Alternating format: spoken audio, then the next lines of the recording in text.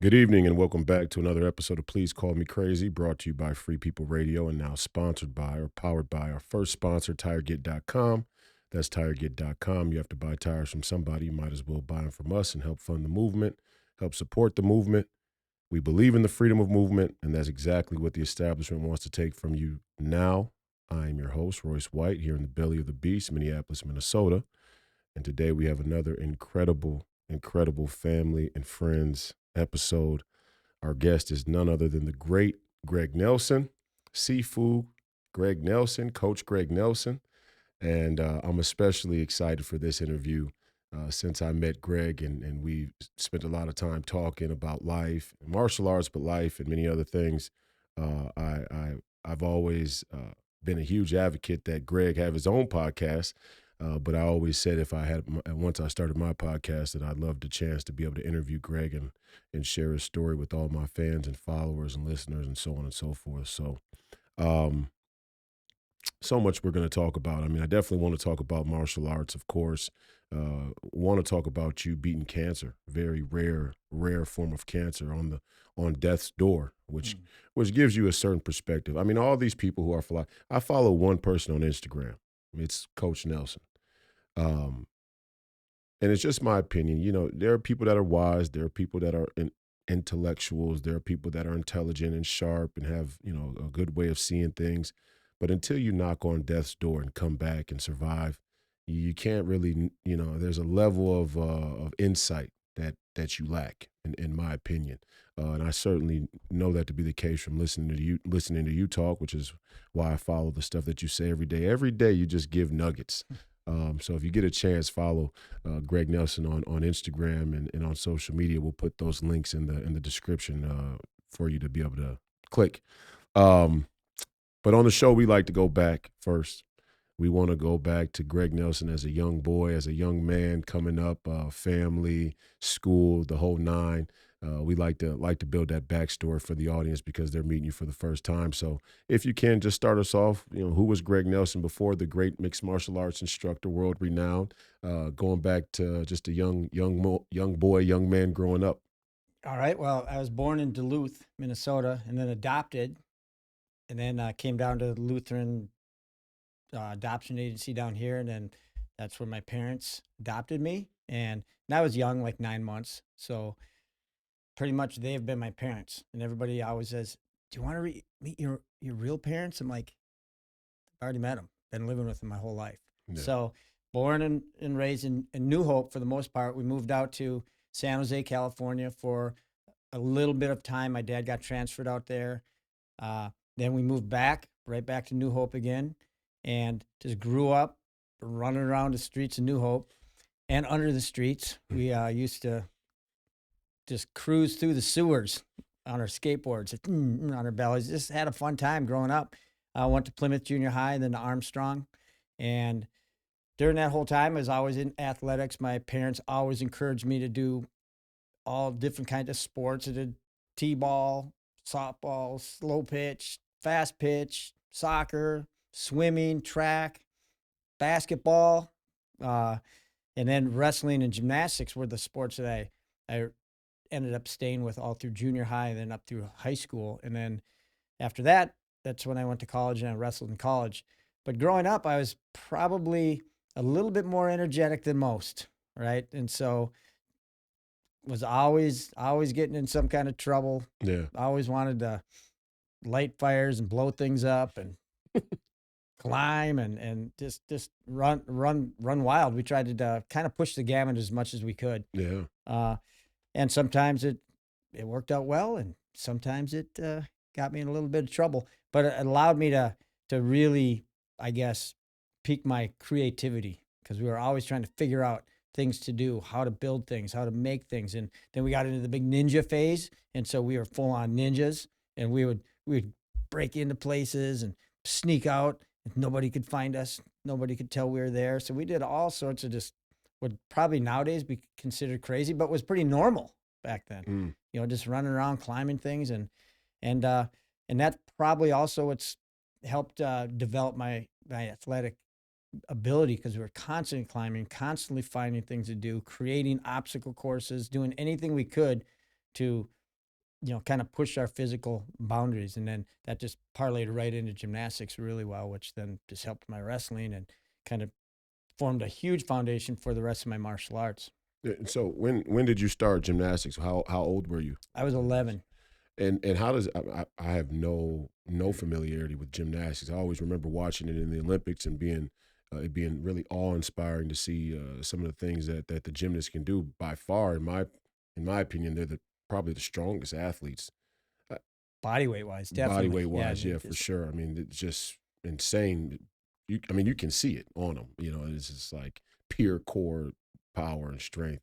What is starting in gymnastics like? What do you start on? Is Kind of started with everything. We had high Okay. bar, parallel bars, Is that pommel normal for horse. gymnastics where you kind of Yeah. just start with a little bit of everything? Yeah, a little Oh, bit of everything. And the goal is, I mean, for me, as to be an all around, which means you did everything.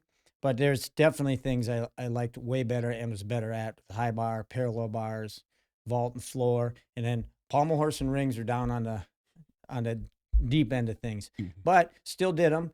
And what was really, I think, a great thing at the time, my coaches that I first had were like two crazy people. They encourage when you crashed, they would just clap their hands and be like, "Yes, that's what we want to see. That's it." And so it encouraged you to just kind of go for things. And you knew it because everything you learn, you're gonna have to go for it. And at some point, if you're afraid of doing it, you're not gonna go too far in gymnastics because it's all about fail, fail, fail until you don't. And there's a lot of risk and there's a lot of crashing. And they encourage it. And they were just crazy. They'd be doing all sorts of stuff. We would be watching them swinging from top of the gym ceiling to top of the gym ceiling on a pair of rings, going, "What is up with these guys? This is crazy." And they were high divers at Valley Fair. So they did everything. So they totally encouraged you just to push that boundary. Yeah. And when you crashed, they were all on it like that was the best thing ever. Let's get up, let's do it again. And so that really formed a foundation, not only in gymnastics, but for everything I do, that it's okay to wipe out and fail and just keep getting up and do it again, do it again, do it again, which I think the people that end up learning and becoming the farthest in anything have a huge tolerance for failure. They learn how to fail and then push beyond that failure, get up, keep going. And they don't really look at it as a failure. It's just that was a crash. Let's get up, let's do it again and see if we can crash less the next time. And so when did you start wrestling? Same time. Same time. Yep. And in that, how good were you at wrestling when you started? I was not good. You were not good. No, Yeah.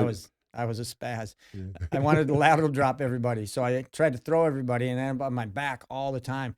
And I always tell the wrestlers I coach now wrestling, I said my first year I was like 1-11, and I don't even know how I won that one. I mean, it was just like Just awful. just awful because I was just trying things and just going for everything and didn't know what I was doing. And then kind of I got expelled from school that year because just a little wild. Tell the And expel story. okay, People so love the expel story. yeah, so It's a good story about fatherhood too. yes, yes. So I was in gym class. It was like the last month of school. So it was like the whole seventh grade I was out of school.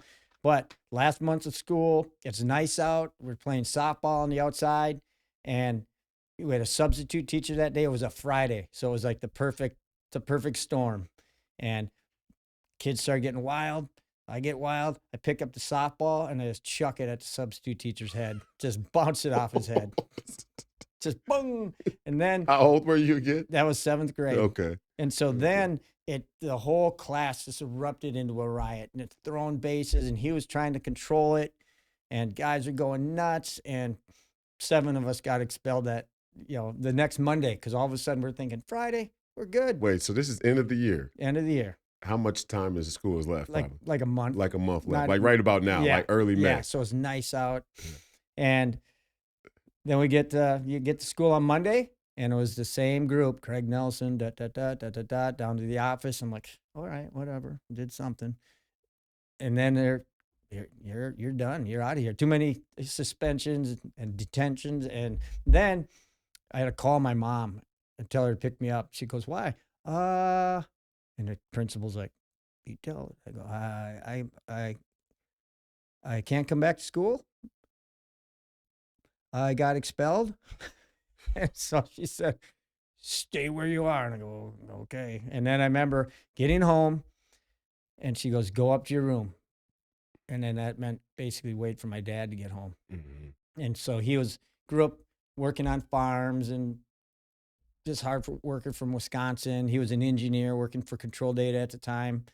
And he came home, and I remember just waiting for that garage door to start opening. I'm like, oh, here it comes. And I hear him come up the stairs, and I remember him opening up the door and just looking in and just having this look of, and then he shut the door, and I'm going, is that good or bad? I'm not sure. Mm-hmm. Well, that rest of the school year and then the rest of the summer, he basically would come out with a sheet of paper and said, this is what you're doing today. And I'm like, how am I supposed to finish this? There's no way possible I can finish this. Too many things on there. And he goes, then we add it on to tomorrow. And it was like, I was like on a farm in New Hope, just mowing the grass. I had to paint the house. I had to wash the windows. Then you had to do it again. I remember the first day, though, the first one was clean the garage. And I'm like, oh, this is easy. Clean the garage. So I swept the garage, moved some stuff around, came back, looked at it, said, job done. Kind of snuck out, got on my bike and whipped around with the other guys that got expelled. Oh, no. And so get home. My dad does the first thing, pulls out a box, realizes I didn't pull any boxes away. I swept around everything. And he goes, okay, you're going to have to take everything out, sweep the floor. I'm going to give you this bucket. You're going to put water and your soap in it. And you're going to scrub the entire floor. The garage floor. The garage floor. And then rinse it off. When I come home, if I put water on it and suds come up, we do it again. Ooh. And so I was like, okay, so I'm going to make this thing so clean that you can eat off it. And I was rinsing it off, tested everything. And I was just like, yeah, this is set. He comes home, does the water thing. Great. And then he goes up to the 2x4s on the side of the garage and he goes, whoosh. I said, clean the garage. Dust every board.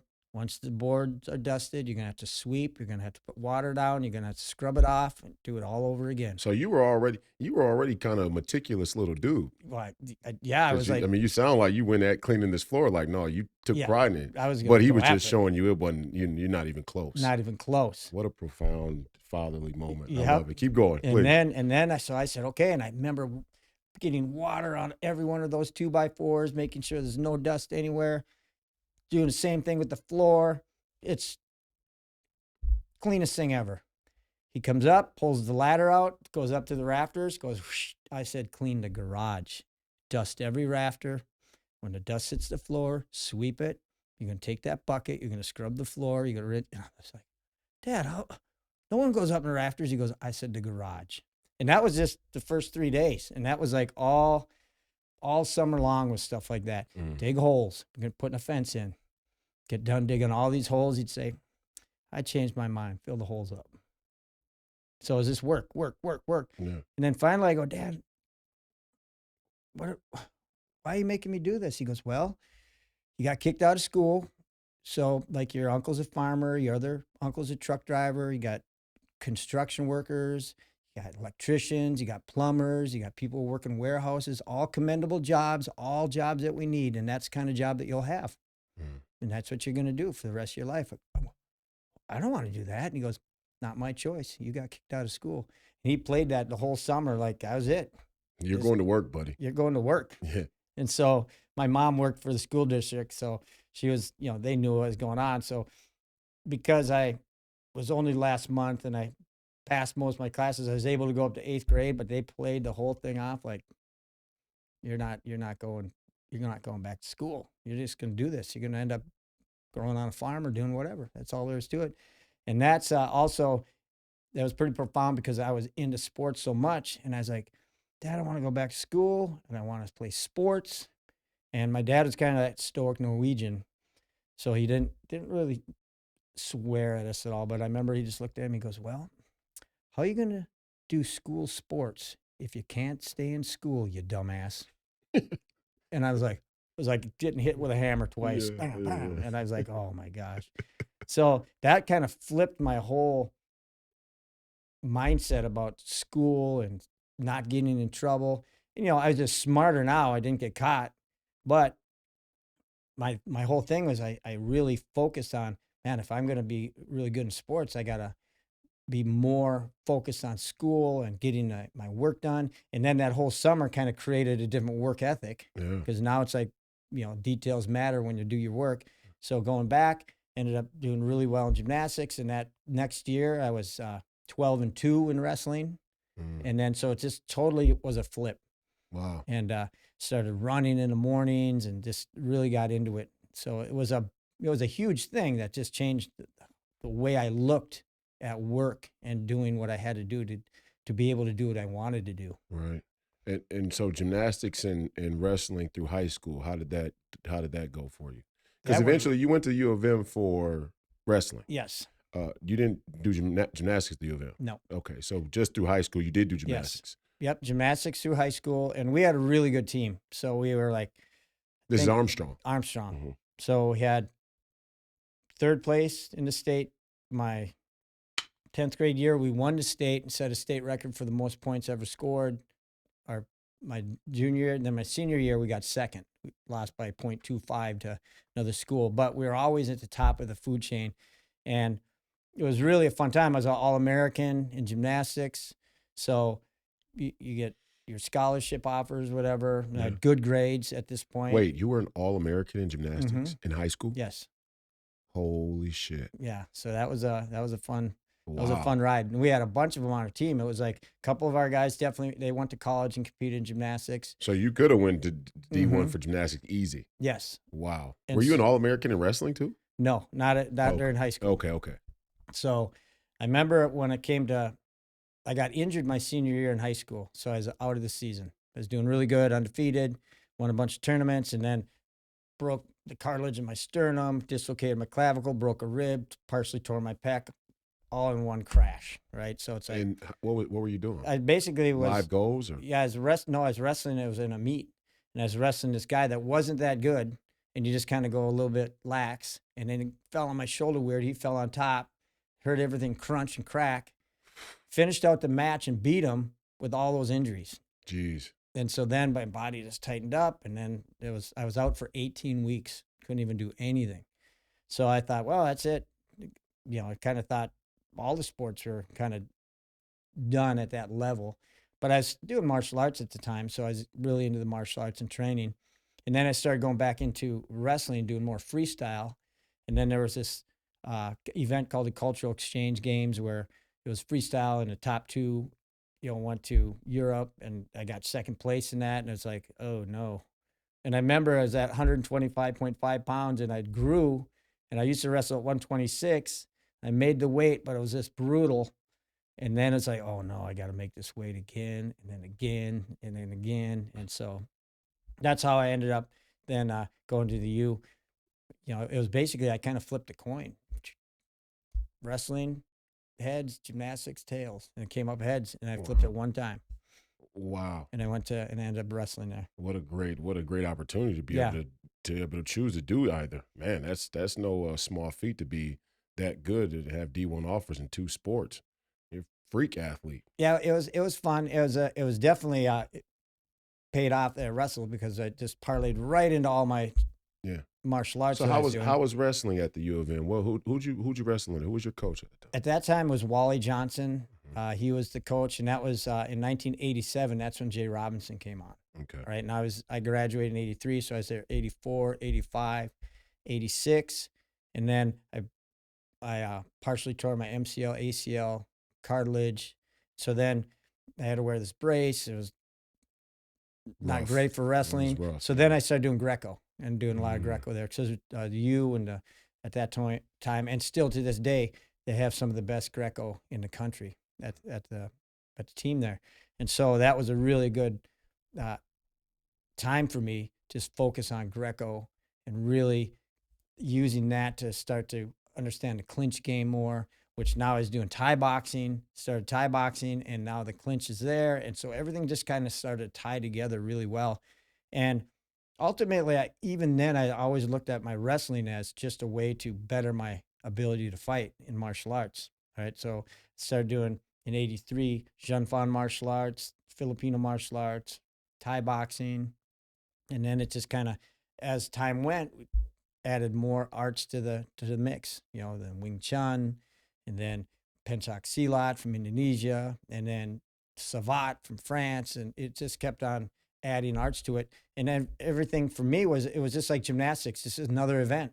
We're an all rounder, you know, in fighting. So you got to be good at kicking, you got to be good at punching, you got to be good in the clinch and knees and elbows and in fighting and on the ground. So everything we went to was just basically, I didn't look at it as a new art. It was just movement, another way to express your body on the ground or fighting. And then we got into Shudo, and then from Shudo, eventually Brazilian Jiu Jitsu. And this was this continual quest to just learn more and more and more. And then I moved out to California for a while after I graduated for like 4 months. I just kind of immersed myself at the Inosanto Academy and worked with all the, you know, people that were all of our heads: Achan Chai, Guru Dan, Sensei Yuri Nakamura, Pendekar Paul Dutois. I mean, all these guys that were kind of, we just did seminars with, now is working with every single day. Yeah. And then my really good friend Eric Paulson, who was a gymnast for Coon Rapids at the time, but he moved out in like 87, 88, 89, I think, and just started full out martial arts out there. So then he was in the mix. And so I'd go to him and he would be teaching me. And, you know, so it was like, Well, let's go back real quick before we, because you know, for all of those who don't know, my show is more of a political show, Yeah. but I talk about, you know, having transitioned to MMA some, and I reference sports some, but you know, Greg is one of the most renowned mixed martial artists and mixed martial arts coaches in the entire world. Has many UFC champion fighters that he's coached, and definitely has helped out with many more. If you didn't coach them firsthand, you were definitely involved in training with them, and we'll talk some about that. But let's go back. What got you going in martial arts? Like what were those moments? What was it? Was it culture? Was it movies? I know the young kids, you said, you know, the ninja play and things like that, but what was that first formal martial arts training that you got into? it was, well, basically, my brother was 6 years older than me. So I always tell people I was definitely defending myself a lot. Right. And so he did some taekwondo and did boxing. My dad worked with him with boxing, and he worked with me, which is basically keep your hands up, and then he'd just punch on me. And then slowly but surely we'd start working some stuff, and we just, that's how it all started. I really got into that. I had to defend myself against my brother. All right. And then started meeting some friends, and that's when the movies are all coming out, and the ninja thing was huge. And so that was really kind of how it started. It was like really kind of ordinary way. Seeing movies, getting into it, but I got into it. I mean, I was Yeah. like, I'm going to be a full on ninja. Yeah. Yeah. Right. So you're a little kid. And then I just started getting books and getting everything I could, and just trying to immerse myself in all these different things, and meeting the other kids at the school that did martial arts. Some of them did karate. Some of them were, you know, more like some strange kung fu. I don't even know if they did it, but they were into it. So we just trained all the time. And we were doing back, I remember, in the yard and in our garage, full on kickboxing with wrestling, getting it down to the ground in probably 78, 79. In the backyard. Yeah, in the backyard. As teenagers. Yeah. Yeah. Yeah, we're just Full going after go. it. Yeah. So it's like, okay, you try to I'm a wrestler. You try to stop me from taking you down. I'm going to punch a kick in my way in. And that's how we People did got things. fucked up. Didn't they? Yes. Oh, yeah. Broken noses, all Oh. kinds of fingers, all kinds of Knocked out, Yeah. head hitting the garage floor. It's Yeah, just I'm like, sure. oh, no. shit. Yeah, it was crazy. But So what was that first formal institution that you joined? And was it in your teenage years or more towards college? it was right the year I graduated high school, 1983. I ended up meeting Rick Fay. Okay. And Rick Fay was doing Filipino martial arts, Jun Fan martial arts, Wing Chun, and he had already worked with Guru Dan Inosanto and all the guys from California, and so he had all the stuff. And so when I started there, I was like, I found it. This is it. This is everything I've wanted, everything I've been reading about in the books. And so then shortly thereafter, then I met Guru Dan at a seminar, and then Achan Chai, and so now it was like, man, all in. And I basically tell people I went to college. I got a 4-year degree in international relations, interstate diplomacy, but I got a master's in martial arts Wow. all at the same time, just Yeah. training. That's what I was doing when I was at the school. And now Muay Thai. I talked on. And you tell me what you think about this, but um, Greg's gonna. I know you're gonna probably like, what are you talking about? Don't be saying that. But I said on my show yesterday, we aired an interview with Tim Gordon, and I said that it's my opinion Muay Thai guys are the most dangerous strikers, just in general. But tell me what you think, and also with that, I just want to know about you getting into Muay Thai. You spent time in Thailand, Mm-hmm. right?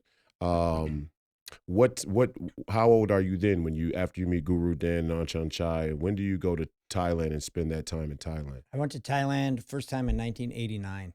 How old are you now? That's like 21, 22. Okay. So I'm at pretty much, So you kind of meet Anchan Chai and Guru Dan, and you're getting yep, you're getting immersed in it. You're already full throttle, and then you go, okay, now I'm gonna go to Thailand. yep. And Achan Okay. Chai was going out there. He said, "Why don't you come to Thailand?" I got, Oh, okay. So oh you went wait, with Anchan Chai. yeah. So he Okay. was out there, stay with his house, and he hooked me up at the camps and where to train. And then I was training with him at the same time. So now you're in the Mecca, and you go out there, and it's a different world, Talk about that. because at that point in time, it was it was like the golden era of Muay Thai. So all the top guys were fighting the top guys. They didn't want to lose to any foreigners. So there wasn't any kind of, okay, we're gonna set you up with a guy that you can do well against. It was like when you trained, they were like, well, we're gonna show this guy real, the real deal. So I went to this camp, uh, Som Pantale, and there was Rainbow was there, and a guy named Chande. They ended up being world champions in Thai boxing. And I remember the first time I was doing Greco, so I was really good in the clinch until I lifted one leg up. He sweeped you. And then I just got thrown everywhere, just getting tossed around like a rag doll. And I'm just like, man, this is totally different, so different. And Achan would bring me back and say, okay, you got to try this, you got to try this. And the next day I'd go back and get thrown a little less, right? But still, it was just such an experience. And then how hardcore they were, because everything was just, they have nothing there. This is their life. If they're going to get anywhere, it's going to be through Muay Thai. Talk about that. Talk about what Thailand is like, just the culture, like because you see these young kids, they come up with Muay Thai like it's their life. They're doing it they do Muay Thai like regular school, right? Yeah, It's like that serious. it really is. And at that time, I don't think there was, a lot of times the kids would have fourth grade educations and just fight. Now they want them to get educated as much as they can. But that's it. I mean, you have another route to get out. I mean, it's a poor country unless you're from a upper class family. But other than that, you're fighting your way to try to make a living doing fighting. And when you fight, you pay for the camp. You usually send most of your money back to your family. I mean, you're living at the camp, sleeping on mats that are on cement. I mean, there's no AC anywhere, and it's so hot over there. You got these little fans blowing on you, and that's just normal to them. When they run, they don't have the nice shoes. I remember Coach Nat and I went over there, and we bought the whole camp that we were staying at new shoes, because they were running in anything. And we're talking miles and miles every single day in shoes that were too small, too Wow. big, worn out. And so it's just, fighting's a way of life. And they don't think of it as violence. It's just this is another thing. We were talking to this monk over there about, what do you think about Thai boxing? He goes, oh, it's a very good sport. It's one person testing themselves against another. And we asked him, don't you think it's violent? He goes, oh no, it's not violent. This is martial art. This is our culture. Mm-hmm. This is two people. We could have two friends and they fight each other, and then afterwards still be the best friends. And that's how it is over there. They just don't have that same mentality. And We could use that I'm just going to say this as an aside.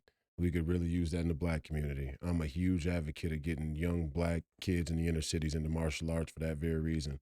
Totally changed my worldview to be able to come into the gym and you guys accept me and you teach me, and just to learn to be able to be in a combat setting, but in a learning type of, attitude and culture towards it is like, it's liberating. It mhm. changes your whole kind of temperament Yeah. about things. It's like even today when we're sparring, it's just like we're just trying stuff and going and going, and it's a great exercise, number one, and good for the heart and the attentiveness and all that. But it's just the spirit of it is really good and different than other sports, different than American sports in Yeah. a lot of ways.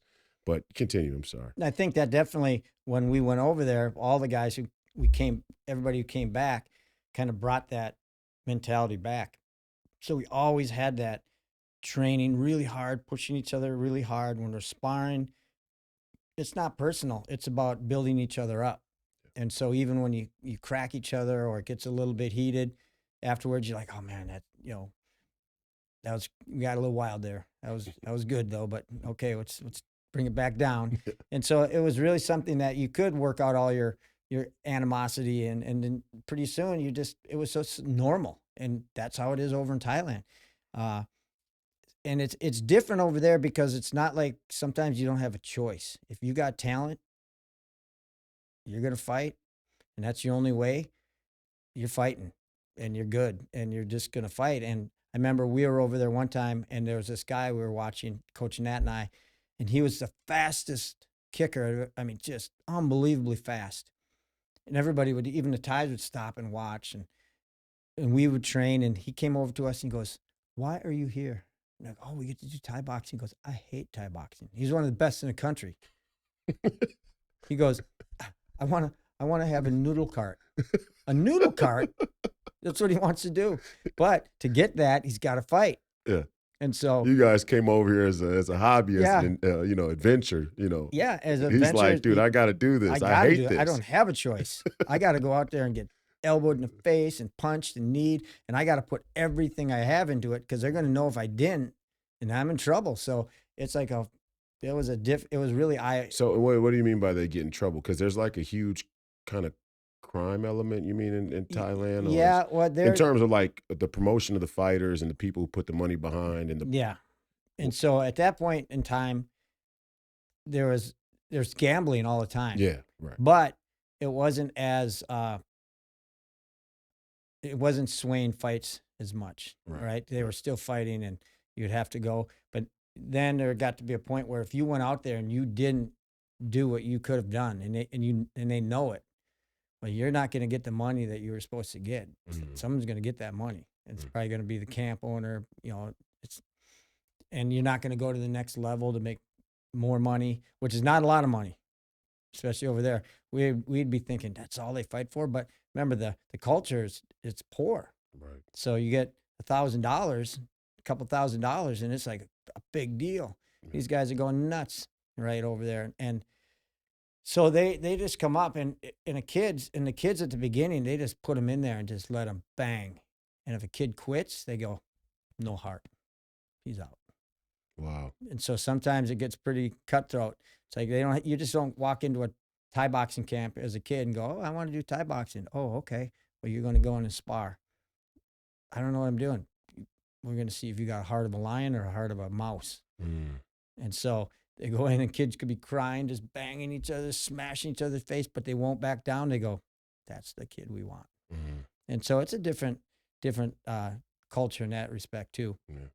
So having that intensity and then coming back and saying, okay, we're going to start adding this element to our sparring, to our movements, to our drills, really helped all of our striking for sure. And when did you at this point when you start with Guru Dan and Achan Chai and Eric has this thing going, did you start your gym here in Minnesota already? When did you start the I academy? started the academy in 1992, November of 1992. Okay. So I was still at the Kali group You were training. still with Kali. Yep. Okay. And that's when my primary training partner was David Leach. Mhm. And so because Rick Fay was just having his first kid and said, "I can't spend the time. So, David, you're going to have to get ready, Greg ready for Thailand." So we started training with each other and we just stayed on as training partners.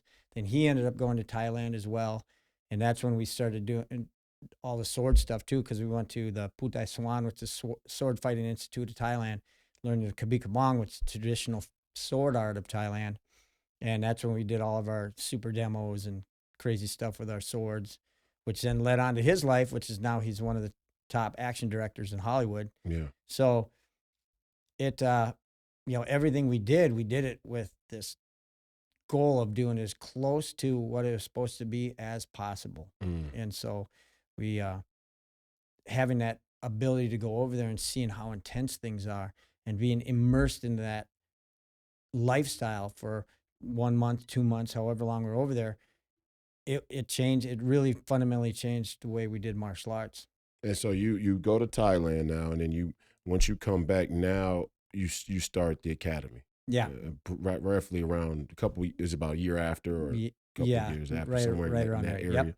Yep. And where was the first? Is the first academy in Brooklyn Center? The one Yes. we're at now? That was Not where we're at not where now. we're at now, but it was in Brooklyn It was in Center. Brooklyn Center. Yeah. Okay, so that was the mother Yes. gym, and now you have academies all across the country. Yeah. And Barcelona, Spain, Colombia, Latvia, Hmm. uh, Portugal. So I think it's hard. I don't think people really understand. I mean, just how widespread the tree of Greg Nelson and the academy really is. I mean, it's really a worldwide, school and brand. And um, let's talk about the MMA piece. Let's talk about the well, first, when do you get sick? Let's go there. okay. So 92, you start the academy. academy. So basically 92 through all the 90s and up through 2001, we're still at the original academy, and everything's going good. We're fighting all over the place. We're training with MMA started. Remember, first UFC is 1993. Hmm. Um, my first UFC I cornered was UFC 24, and been going ever since. And so we were fighting all over the country. We were fighting in Canada. Guys would go to Hawaii, go to Japan. So for Shudo, so we were kind of trying to take our mixed martial arts. At that point, initially it was no holds barred. No holds barred then turned to mixed martial arts. But at the beginning, there was no gloves, no weight classes, 3 fights a night, and it was pretty intense, Brutal. brutal.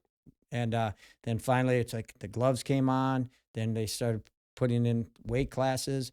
But for a long time, the lightest weight class was 170.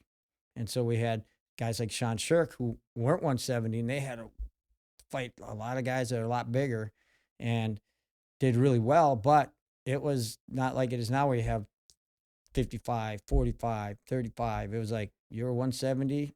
And if you're lighter than that, you're fighting somebody bigger. That's all there was to it. Mm. And so it was pretty intense, but it really shaped our whole system of fighting. How we're going to do this, how to be most complete as we can, from striking to wrestling to, once we hit the ground, the ability to strike on the ground and do all that stuff. And we always pushed it to the limit. That was our thing: push, push, push, and always trying to get ourselves to a conditioning level that if you lose a fight, it'll never be because of conditioning. Mm. That was a main thing, and obviously to be as technical as possible. While doing that, you're pushing yourself to your limit. You're getting fatigued. You're pushing yourself to the point where you're throwing up, or you can hardly, walk after a training session, and you're cutting weight, and then you're gaining weight. And all these things are just toughening your mind up and your body up, and you're just getting ready for whatever kind of fight comes your way.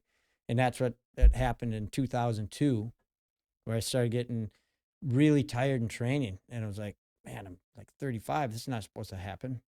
And I went and did the Pan Ams in jiu-jitsu, got silver medal there. And I remember after my first match, I could hardly catch my breath. And that was never an issue with me. I was always an endurance-based athlete. So I was like, man, what is going on? And coming back, still couldn't get my breath when I was training. I'd have to take breaks. And I remember we had Professor Pedro Sauer in, and we are going to do live goes after the match. And I said, yeah, I think I'm just going to sit out.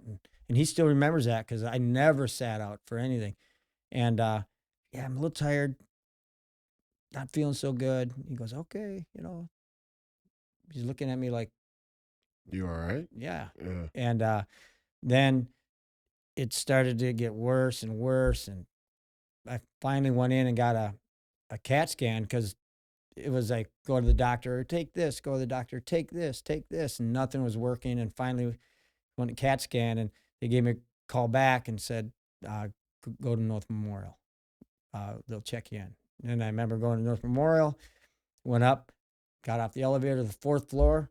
oncology. Jeez. And so I'm like, okay, So here's what we got. you didn't know though before you got there. They Nope. just told you to check in. Yep, check in. So And wait a minute. You winning out a CAT scan.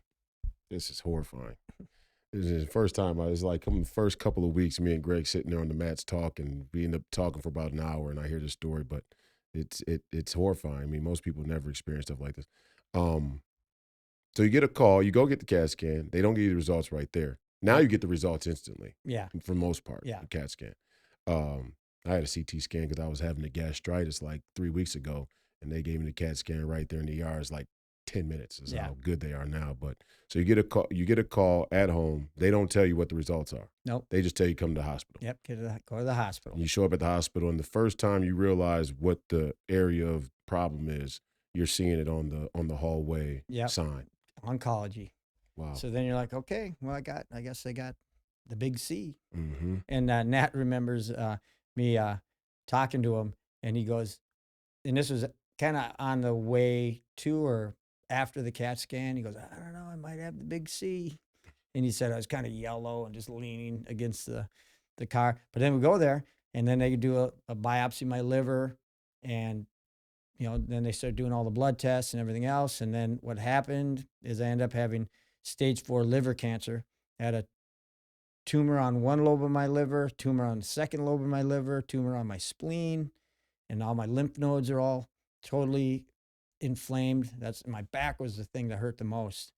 And that's because the lymph nodes are all swollen and put on the back. And they said, yeah, okay, he's got stage 4 liver cancer. Stage 4. Yeah, so right, because there's multiple organs, multiple tumors. And I told them right off the bat, I don't want to hear stats. I don't want to hear numbers. I don't want to hear anything. Just tell me what I have to do. And then they told my wife at the time, she said, well, what can I do? And they told her, get your affairs in order. Yeah. And I was like, but I didn't hear any of that because I didn't want to hear any of that. Just want to hear what I have to do. So that's when I started my first initial chemotherapy, and did that for 6 months. In the first couple, it's not so bad. You get tired. And my philosophy goes, I've been tired before. I mean, my whole life I've just been pushing myself to be tired. I've thrown up before. I pushed myself to throw up. I've been super tired where I can't get up, just kind of lays out. So everything was, I can get through this. Kind of trained.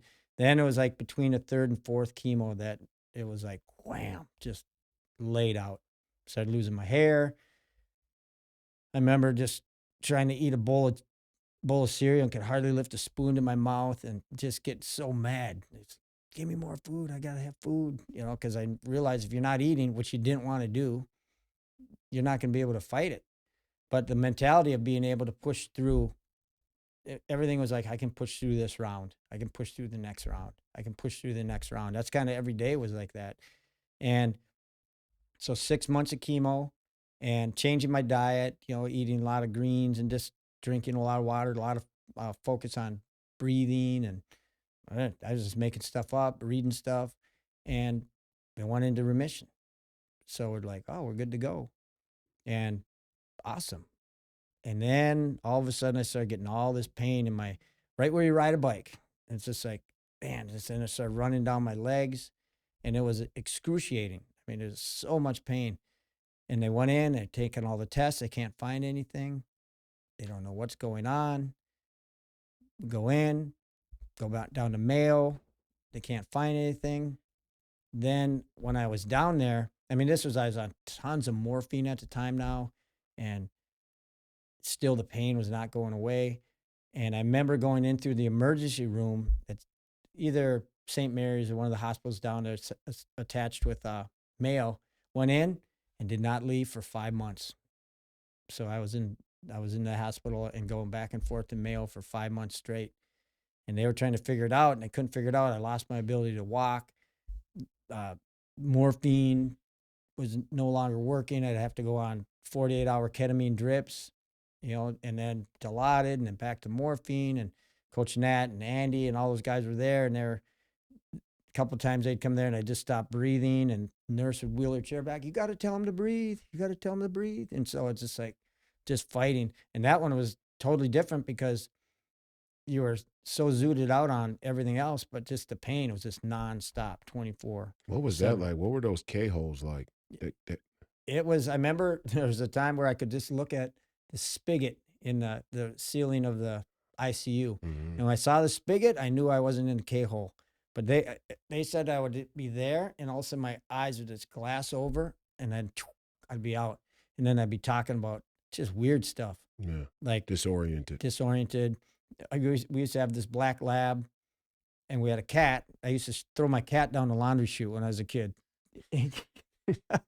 And so I had this visualization, and I started talking about how our black lab, which was a big black lab, would walk on a fence and jump down the laundry chute.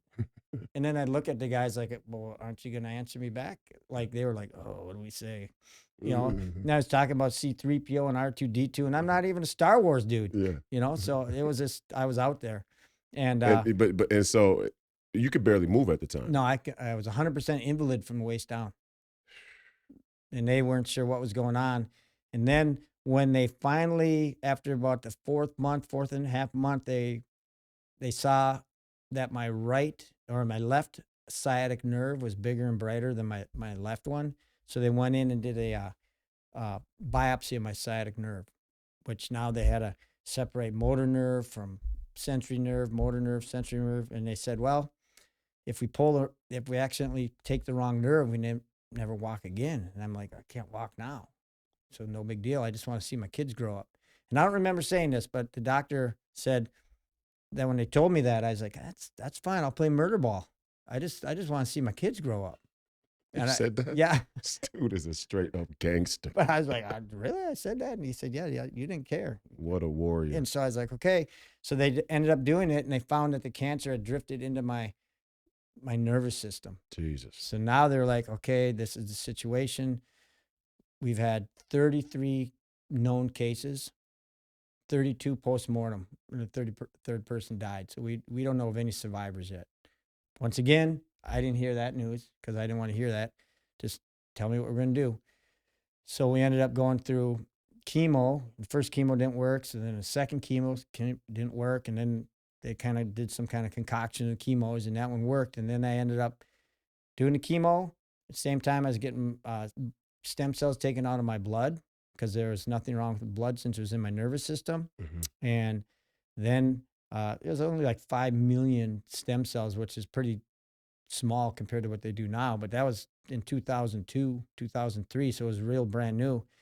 And So you were on the cutting edge of this entire. Yep. People, this was the rarest of cancer that you could possibly get. Yeah, I mean, it was it's very way rare. up there in rarity. Mm-hmm. And so there were no treatments. These were all experimental for the most part. They just basically said you were the guinea pig that lived. And they said, okay, here's the deal. We're going to do a full body stem cell transplant. And it's kind of like shutting off the computer and seeing if it turns back on again. I mean, that's all we got. And it worked. And the stem cell worked. And a couple, it was within a week I started to get up and start to walk again. I had a walker first. Within a week? Yeah. You went from totally invalid from the waist down, straight pain, ketamine, and you were walking in a week. Yep. And I still had to have painkillers. There's still painkillers, but I was getting up and had the walker. And then I would go downstairs and, do all the walking on the parallel bars, which is another funny story, just the people you meet. So I had this really perfectly mean Russian lady physical therapist. Yeah. And so I'd be on the parallel bars, and I was like, my upper body was fine, so I could just be walking. She goes, no, you must hold the bar with your fingertips. So now I had to put my weight like this. I couldn't do it. I had to walk on my legs, and then I'd just be falling over and collapsing. And she goes, that's how you get strong. This is how you do it. And so it was great because she was just like, no. Mm-hmm. And she probably knew the character too, so she could get a little mean out there. Yeah. So that was good. And then I have on video my first 3 steps, walking up 3 steps, and it was like 1 step, 2 step, 3 step. Then you turn around, you come back down. I just plop in a chair, and it was like, whew, that was like super exhausting, like the most tiring thing in the world. So I had to relearn how to walk, relearn how to kind of do all the martial arts again because my body was now not the same, And I remember doing some motions on the ground, like with normal jujitsu movements. Yeah. and I couldn't do them. Like the shrimp motion, my feet would slip, my body wouldn't move, and I go, oh my God, I just became the person I used to make fun of. I have to learn how to do everything brand new. And I had to figure it out, which totally changed the way I teach. Because now, when you work with athletes, it's easy, right? Do this, do that. They have a work ethic. But when you're working with regular students that are coming in, don't know what they're doing, and you're getting all sorts of different types of people, some with zero athleticism and others with, decent, but it's just so foreign to them that now I had all these tricks I could teach them. Oh, their feet are slipping. I know what that's like. Yeah. Before, I never would have known what that's like. So how can they not do this? Yeah. And I'm like, oh, I know how they can't do it. So then I'd have these little tricks that they could do. Plus, my level of empathy went way up. Before, it was like, I can't work with this dude. He can't even do anything. Right. Right. And plus, I was really focused on what I was doing. So it was like there's like the pre-cancer Greg and the post-cancer Greg as far as teaching and working with most regular people who coming in just for fun and Yeah. whatnot. And Yeah. it changed me. And then I realized, man, it's not the athletes that need to learn how to fight. It's the people who have no athleticism. Yeah. Those are the people who need to know how to defend themselves. Yeah. That's a big deal. Those are the ones that are going to be picked on. Those are the ones that the bad people are going to target. So if I can teach those people how to fight and be better and push themselves and become better athletes, that's a major job. Yeah. And so now with the remission piece, I mean, it's just a horrifying story. I guess I've well, my earliest days with anxiety disorder were definitely hypochondria based anxiety, Mm-hmm. just health scares. So, I mean, it's the one thing inside of your body you can't see. It's like Yep. the great if the great unknown is the afterlife. Well, not for me. I'm a Christian, but you know, the afterlife is the great unknown. The second great unknown is the inside of your body. Mm-hmm. I mean, because you can only feel it, right? I had great scares about health stuff, and man, what a warrior! So you're going through remission now. So what's happening with the liver and the spleen and all that cancer? That's just totally gone now. Yeah, that's in remission. Mhm. And now I'm still on, I was on a bunch of painkillers, still, you name it, OxyContin, oxycodone, methadone, Mhm. it just Neurontin. I mean, just because the pain was still there. And that was because your nerves heal at a certain rate. And so they still got to heal from all the damage that was done.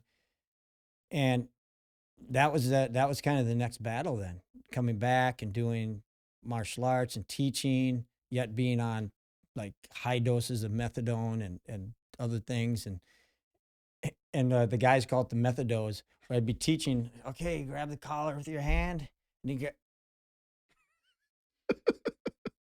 have their hand, and I'd fall asleep, and then they'd just, oh, he's in the methadose. And then And all the students knew too. yep, they knew That's too. great. And then right in the middle of the sentence, I'd, with the other hand, you grab the collar and you come in, and they would just go, oh my gosh. And so it got normal after a while. But then, you know, after years, they don't try to take you off of pain meds. Right. They just keep you pumping full of them all the time. And so I'm like, man, I got to try to get off this stuff. So I went and talked to the doctor, and he's like, oh yeah, I would stay, blah blah blah. So I ended up having to go to the pain clinic on my own, and this is after like probably 12 years, right? So doing methadone and Neurontin, and then they kind of say, okay, what we're gonna do is we're gonna cut down your methadone a little bit, but we're gonna increase your Neurontin, and then just to kind of balance things out. So I would so I'd go and cut my methadone down, not increase my Neurontin, and just kind of deal with it. And I'm like, oh, I can deal with this, and then boom, boom, boom, boom. And it was funny that the doctor I was working with worked with the neurologist that was part of my cancer. She did her residency with him. Oh wow. He kept on that side of things, and she went to get the people off the pain medicine side of neurology. And so it was just funny how it all kind of came full circle at that point. But she was also like, man, I can't, it's so awesome having a person who actually wants to get off pain meds, Oh right. because most people are like, I need more. Mhm. Right. So that was, This was oxycodone, and yeah, this was before, this is well before the opioid yeah, crisis. yeah. Yeah. So now, and I, and the last bunch was the methadone, which they give you methadone. Once you're addicted to heroin, they give you methadone, which is even more addictive than heroin. It's like, I remember I forget a dose and I'd have this big yawn, like, and I go, oh no, I forgot to take my morning, and I'd have to tolerate getting through. And the guys would say I'd get super irritated and get cold, clammy sweats, and you're just like, oh, okay, I gotta get home and take my dose, you know. Mhm. And then finally, I'm like, man, I don't want this. I don't want this anymore, you know. So it was just another process, just another battle to get through, and that gave me another perspective. Oh, I get it. I get what it's like when you're dealing with things. People, because before that, I would have been like, "Psh, dude's a druggie." Right. Now I'm This like, dude's an addict. He's a junkie. yeah. Now Yeah. I'm like, yeah, I get it. Yeah. That's what I was, Yeah. you know. And so then got off that, and it was like night and day. Once again, it's like now I could sleep. My my training got better. I lost a bunch of weight. All this stuff is just like, man. And I just look back at it and I go, they had no intention of getting me off painkillers. It was just like, yep, just go back and fill. We got the refill. Go back Big and get the Pharma. refill. They Yep, had you. They had their hooks in you. yep, yep. Yeah. Yeah. And So, it's a double-edged sword because here you are, you just come from a medical miracle mm-hmm. where without science, Yeah, you would have been done. you've been done, yeah, for sure. And then but then on the tail end, we're still willing to keep you on the Yep. painkiller nightmare train, right? It's Yeah. just crazy that way. Like I always tell people with anxiety, when I first started having panic attacks, they were so bad. I mean, I remember myself being so tired. I don't think people realize how little sleep you need to miss in Mm-hmm. order to start to lose your mind. Oh yeah. Most people don't really understand that, and especially if it's a lot of sleep you're missing, like on a continual basis.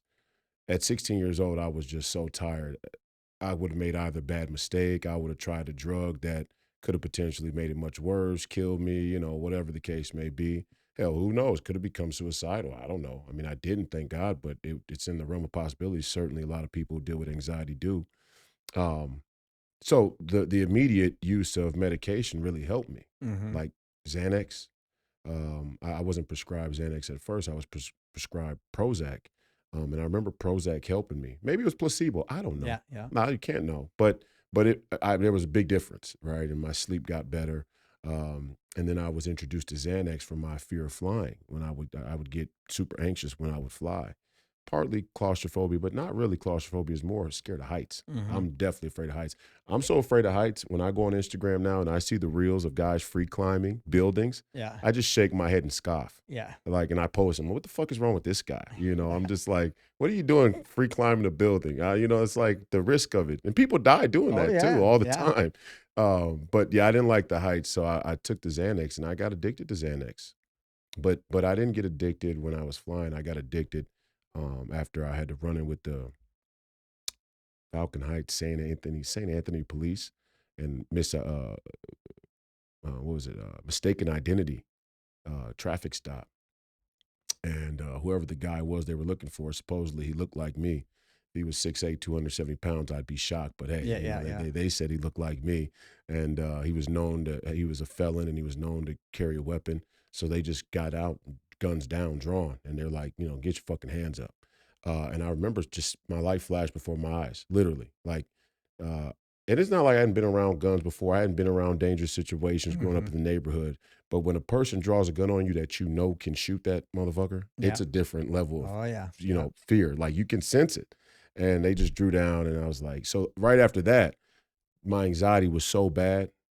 Took like 2 days to kick in, but 2 days later kicked in and I went straight to the Xanax and that shit almost killed me. Hmm. Yeah, getting on Xanax. Then I eventually got off and went on Vistaril, which is like basically just prescription version of Benadryl. I was fortunate an ER doctor one night. I went into the ER with what they call benzo sickness, benzo withdrawals, which could kill you Mm-hmm. actually.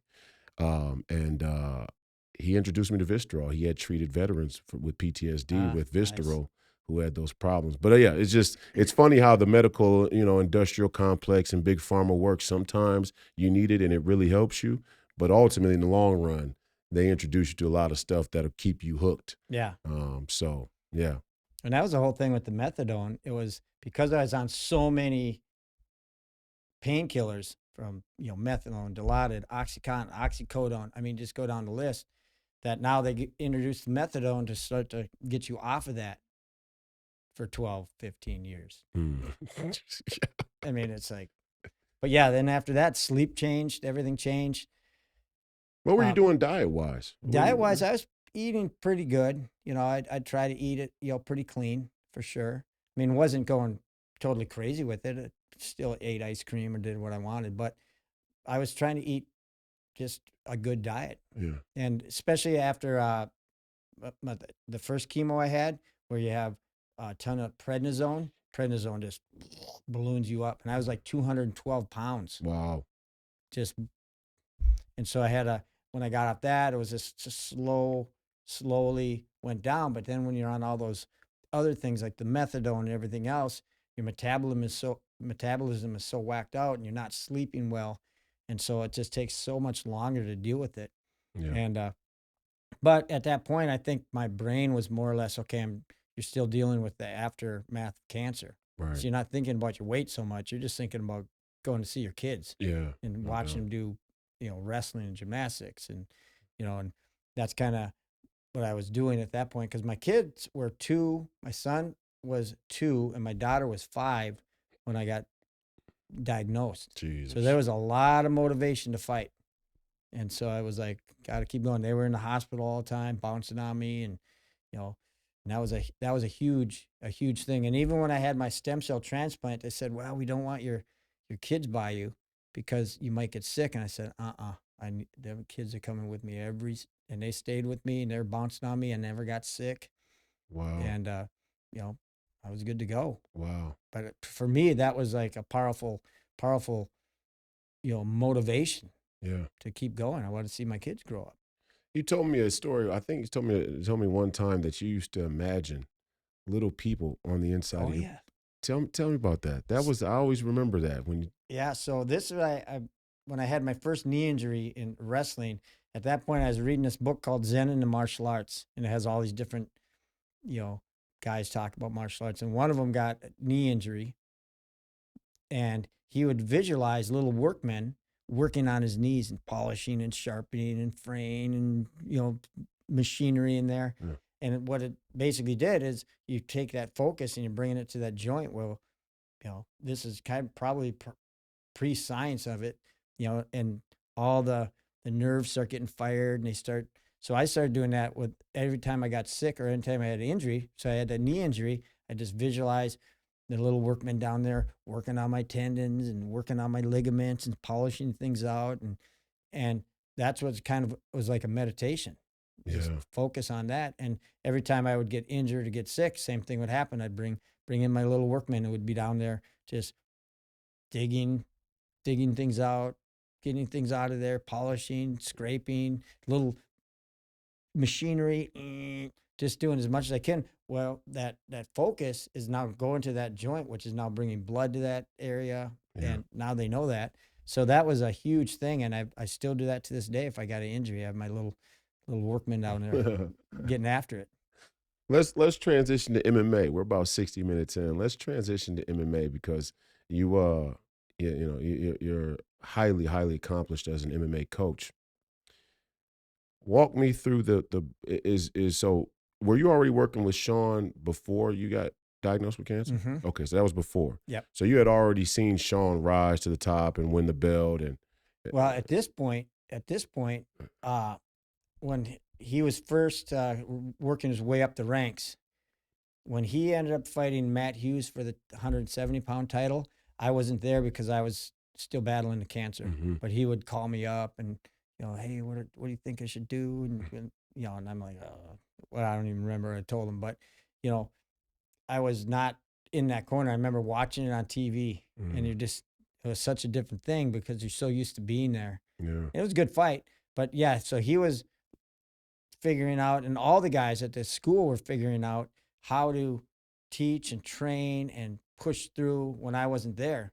So it really changed kind of the responsibility of all the fighters and all the guys that were coaches at the time. They took the reins of becoming coaches, training each other, pushing each other, which was a great thing because when I came back, I still was slowly coming into the fold there, and they had already figured out, their schedule, when to train, and just basically doing what I did. But then they were now governing themselves and really allowing themselves to grow. And I think it was a huge part of everybody's growth, Mm. realizing, man, this is my responsibility. This is me that has to do it.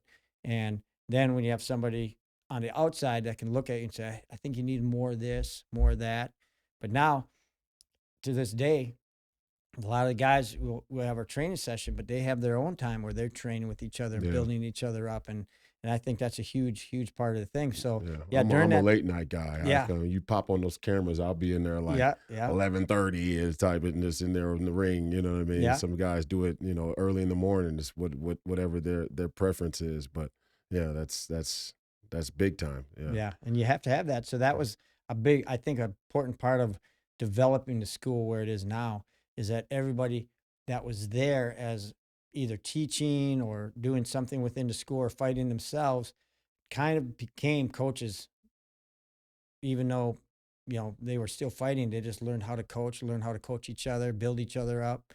And that was a huge part of everybody's growth. And so Sean, you know, fought for a world title, lost that one. It was a good fight, but lost that one.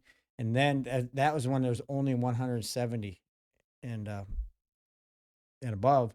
So then that's when he came back. He got out for a while, came back, and that's when it went down to 155, and that's when he won the title Mm. first time. And Dave Manet at that point had won the 180, was the first 185-pound UFC champion. Mm. Mm. And so he was there. He used to live at school.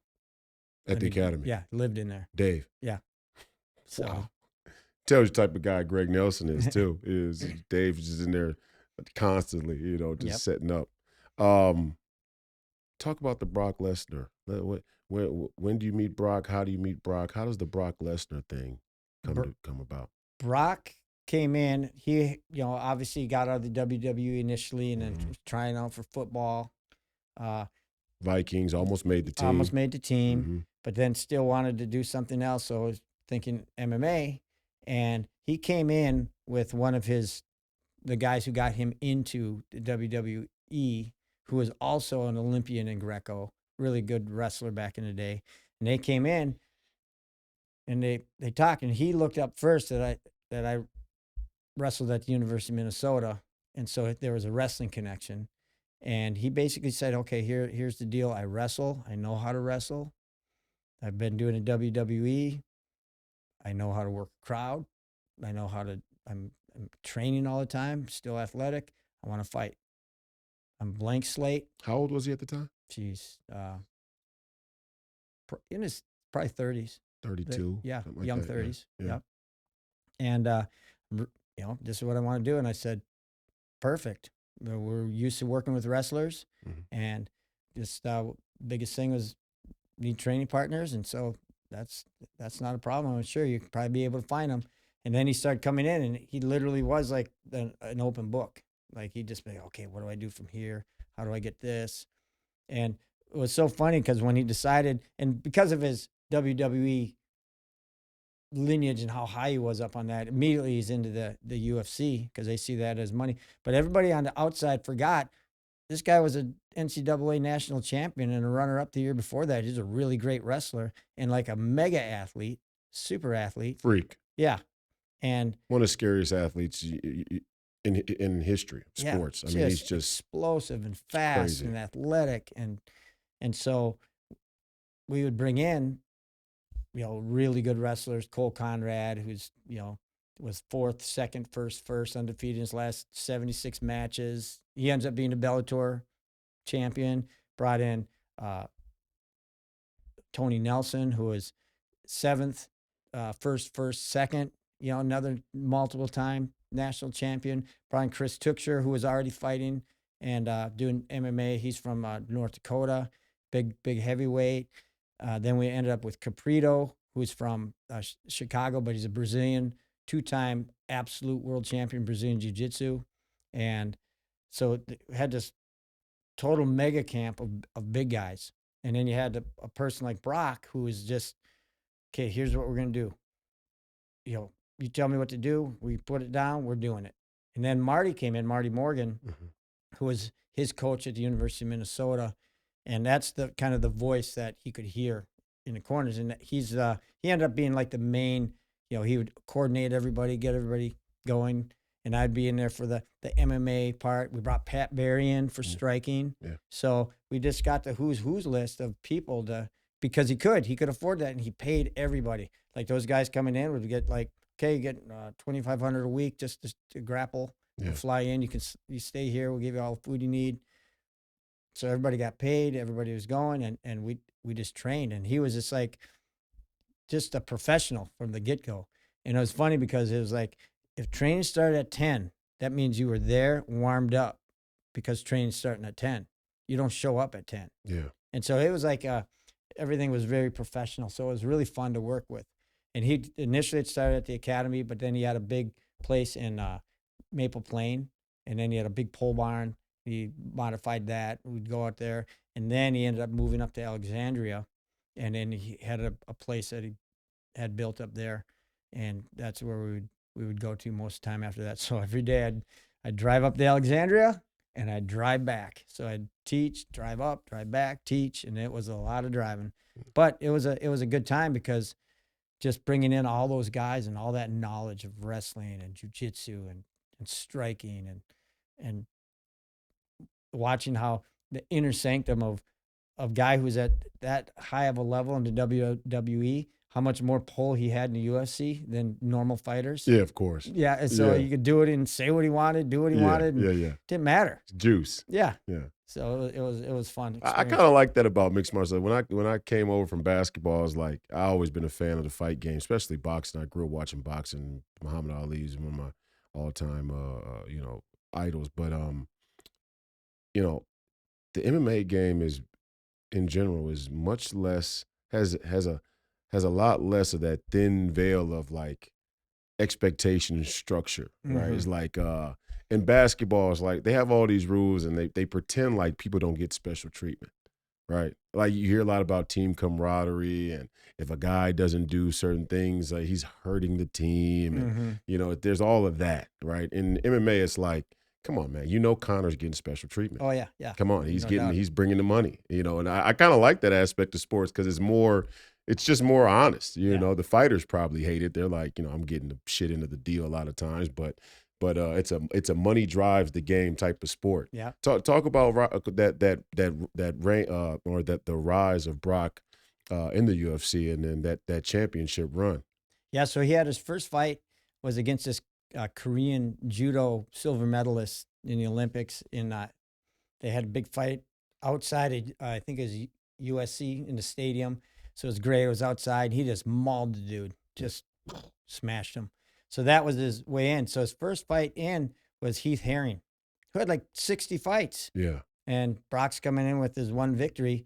And I remember we're getting ready for it. And it's just like, okay, this guy he's a machine. He does everything. Yeah, he does everything, right?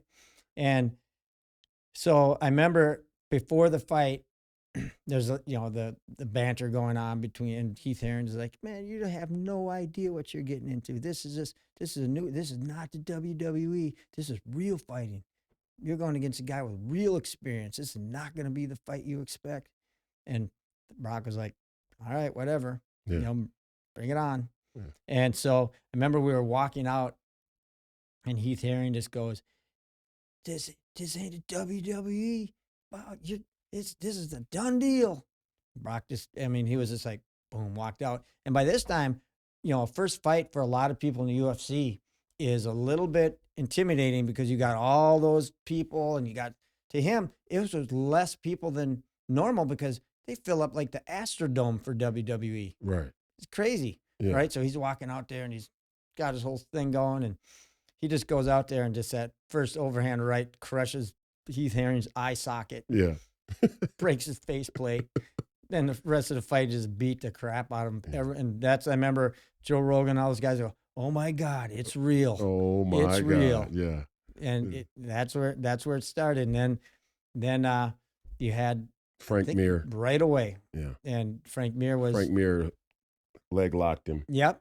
But at the first part of that, Brock was just tearing smashing them him. apart. And then you had Namagazi, that ref. You think that looking back on it now, and a lot of people I think one thing people can't appreciate and that watch from the outside because mixed martial arts is such a fan, beer, money driven sport. When you're playing basketball, right? Everybody understands if you lose in basketball. It's like, yeah, of course, you're going to lose. And fighting is not like that. I mean, everything's built up around which guy doesn't get beat. Yep. Now we're starting to see a better appreciation, I think, from the fans and understanding a guy like, I can't believe I'm drawing a blank on his name. Oh, Oliveira, right? Where Oliveira lost 11 fights, 12 fights before he even got, and a guy like Masvidal, who's been in a ton of fights, lost a lot of fights, but he's still a fan favorite and is actually at the peak of his game now than any other time in his career. And he's retired now, but may see him again. He's such a good fan draw.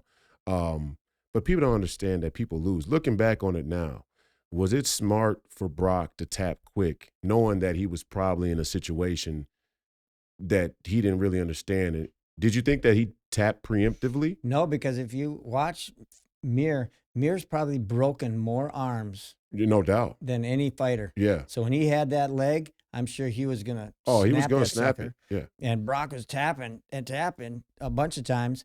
And I remember coming before that fight, the ref, he comes in, he goes, this is in the locker room before the fight. I'm giving you your warning now. You don't hit in the back of the head. And I go, how can you give a warning for something that hasn't happened? Yeah. And I go, you can't do that. That's how I do my reffing. And I said, well, that's wrong. Whatever. I'm not like we're going to hit him in the back of the head. So remember that first flurry, he's on the ground, just hammer fisting Mir. And Mir turns around a little bit. He gets hammer fisted once, turns back, turns around. That's normal. You turn into the punch. Too bad for you. Yeah. And Yamagasi stops the fight. Brock thinks he won. And then he raises his hand and he goes, 1 point. 1 point. Reasonably could have said that they could have stopped that fight right there, and he could have reasonably could have said that he won that fight. Yeah. At that point. Exactly. And so we're like, okay, well, let's start again. And that's, now your momentum shifts a little bit. And he knows the mistake he made because we worked it because Mir's really good at going after the legs and stuff. Yeah. So when he got caught, it got caught. And he wasn't going to let that go because he probably knew, man, I do not want this fight to go on. Yeah. So he got the leg lock. And Brock didn't come out of there thinking, I can't believe that's happened. He was like, okay, all right, I know what I did. Yeah. Let's get on this. And then, the rest of it go. And then Mir 2 was we went right back and we went right back to some of the oldest submission stuff I knew with the stock series and stuff that we learned right at the beginning, which tailor made for Brock. And, the whole lead up again, it's so funny how he had this closet in his place he kind of loosened the door in a closet and he bashed it and it fell over and he's doing all this stuff for the cameras. And I'm like, what's going on here? But he just knew how to play the whole thing. And so when he does that fight, totally blows him up and just smashes him and crushes him. Afterwards, we were like, okay, win and lose like a champion, no matter what. And so he's good to go until Mir gets up and is walking like a zombie in his periphery. And I remember him looking like this, and all of a sudden that's when he went off on his blah, blah, blah, blah, blah. He's frothing at the mouth. And I remember Marty Morgan looked at him and goes, we lost him. And he went off and he went total WWE out there. Yeah. And then that's when I'm not gonna drink Bud Light. I'm gonna drink Coors Light because they told him that they were gonna get him Bud Light as a sponsor, and then they didn't. So that's when he did the whole, I'm gonna drink Coors Light. I'm not gonna drink a Bud Light. And oh my gosh, Dana was pissed. Super. Did Dana come in the locker room after that and give him shit? Oh yeah. Right after, huh? Yeah. Yeah. And so I remember he's going nuts in the cage. He walks out and he stomps back and he looks back at Marty and I and he goes, suckers. And then he just and he walks right. It was all in action. As soon as we get out of any kind of view, he's like, all right, where are we gonna go eat? Yeah. Just turn it off. Yeah. He's a performer. Yeah. Entertainer. And it was so funny. And then that's when Dana came and he was super mad. Get over here in the bathroom. We could hear those guys in there yelling back and forth. Yeah. And Brock goes, okay. And then we walk out. Can't take it back. What do you want me to do? And he picks up a keg of Bud Light and he's going to walk to the press conference. He goes, Brock, put it down. He goes, hey, just trying to do my thing. My favorite Brock Lesnar highlight is I think he was coming out against, I want to say, it may not have been Kane. No, he's got the scruffy beard. Maybe it's Overeem. Oh, yeah. Could be. He's coming out against Overeem, and the crowd's just, intense. This was back when that crowd is like right on that walk. It's not like it is now, where they're in these stadiums and the guy's pretty clear from the Yeah, crowd. yeah. He's like coming right through this tight little, and the cops are pushing through, and he just takes his forearm and he just shoves the cop out of the way. Yeah. Oh, Yeah. it's Yeah. classic, Oh, man. yeah. I played that back multiple times. Brock is just like, this cop, get out of my way. I'm Yeah. not scared of these people. Yeah. You're scared of these people. I'm a monster in Yeah. here. Yeah. You know Oh, what yeah. I mean? Yeah. Let's go to Rose. Okay. I made the point yesterday. Tim Gordon, we got this whole, and maybe we'll through this move into some politics too. Hopefully, before we go here, make sure when this stops at it's going to stop at 100 minutes. Make sure you tell me when that extra 20 minutes is running out. You're in the mixed martial arts world. You've seen it all. You train with women, right? And now we're having this discussion, this entire lunatic discussion about letting men Yeah. complete with women, right? And Tim Gordon, and a good friend of mine, good Catholic brother of mine, we did our interview yesterday, and he's like, "Nope, I'm totally against women's sports." Now I'm like, "Come on, Tim, stop, dude. You gotta calm down." I get the premise of what he was saying because he's talking more historical, political, cultural, and so on and so forth. But I told him, I said, "Dude, you have no idea how good Rose is technically, just from a skill standpoint." Talk about Rose. Would you agree that from a technical standpoint, that Rose is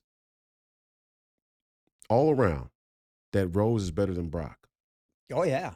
Not even close. Yeah. I don't even think it's close. From a technical standpoint, for sure. Yeah. 100%. Yeah. Because she can strike, she can grapple, she has good takedowns. I mean, obviously, she's all around. Right. And she has that work ethic that's, really hard to break. But yeah, she started with me when she was 18, just coming over from Milwaukee. And right away, it was like, dang, this girl hits really hard. And she was super small. And if you cracked her back, she just came right back. It wasn't like, look at you like, you just hit me. You'd hit her. Next thing you know, you got a foot next to your head just whacking you. So I'm like, man, she can take a shot and she give it and really had that ability to just absorb everything and take it in and loved training and really got into it. And Pat was there. So they were kind of, and he was already done with his fight career, who I cornered in UFC too. Yeah. Oh, you cornered Pat? Yeah. Oh, okay. And so he was coming back from, he had just the most stellar striking background. And so coming in and working with Brock and then getting more wrestling and bringing that in, that's when I cornered him for his fight there in the UFC. But Rose was coming up and she was this, and he just said that a long time ago. She goes, this girl's different. She's going to be a champion. And damn, he called that early. Yep. Wow. Oh, way, way early. Wow. And then I cornered her in Invicta. And when she did the flying arm bar right off the bat, and it was just like, yeah, she's a different breed. And, it's so different because she's off the mats. She's just like the most normal, quiet, just wants to be by herself, totally real and authentic person. And, man, it's really been a pleasure working with her because she's such a martial artist. She wants to do all of it. She does the weaponry. She does all the Filipino, the hand fighting, the hubad, and she's, willing to take one combination, just and just do it over and over and over, and do the footwork drills, and then working with Trevor Whitman, and all the people that she works with.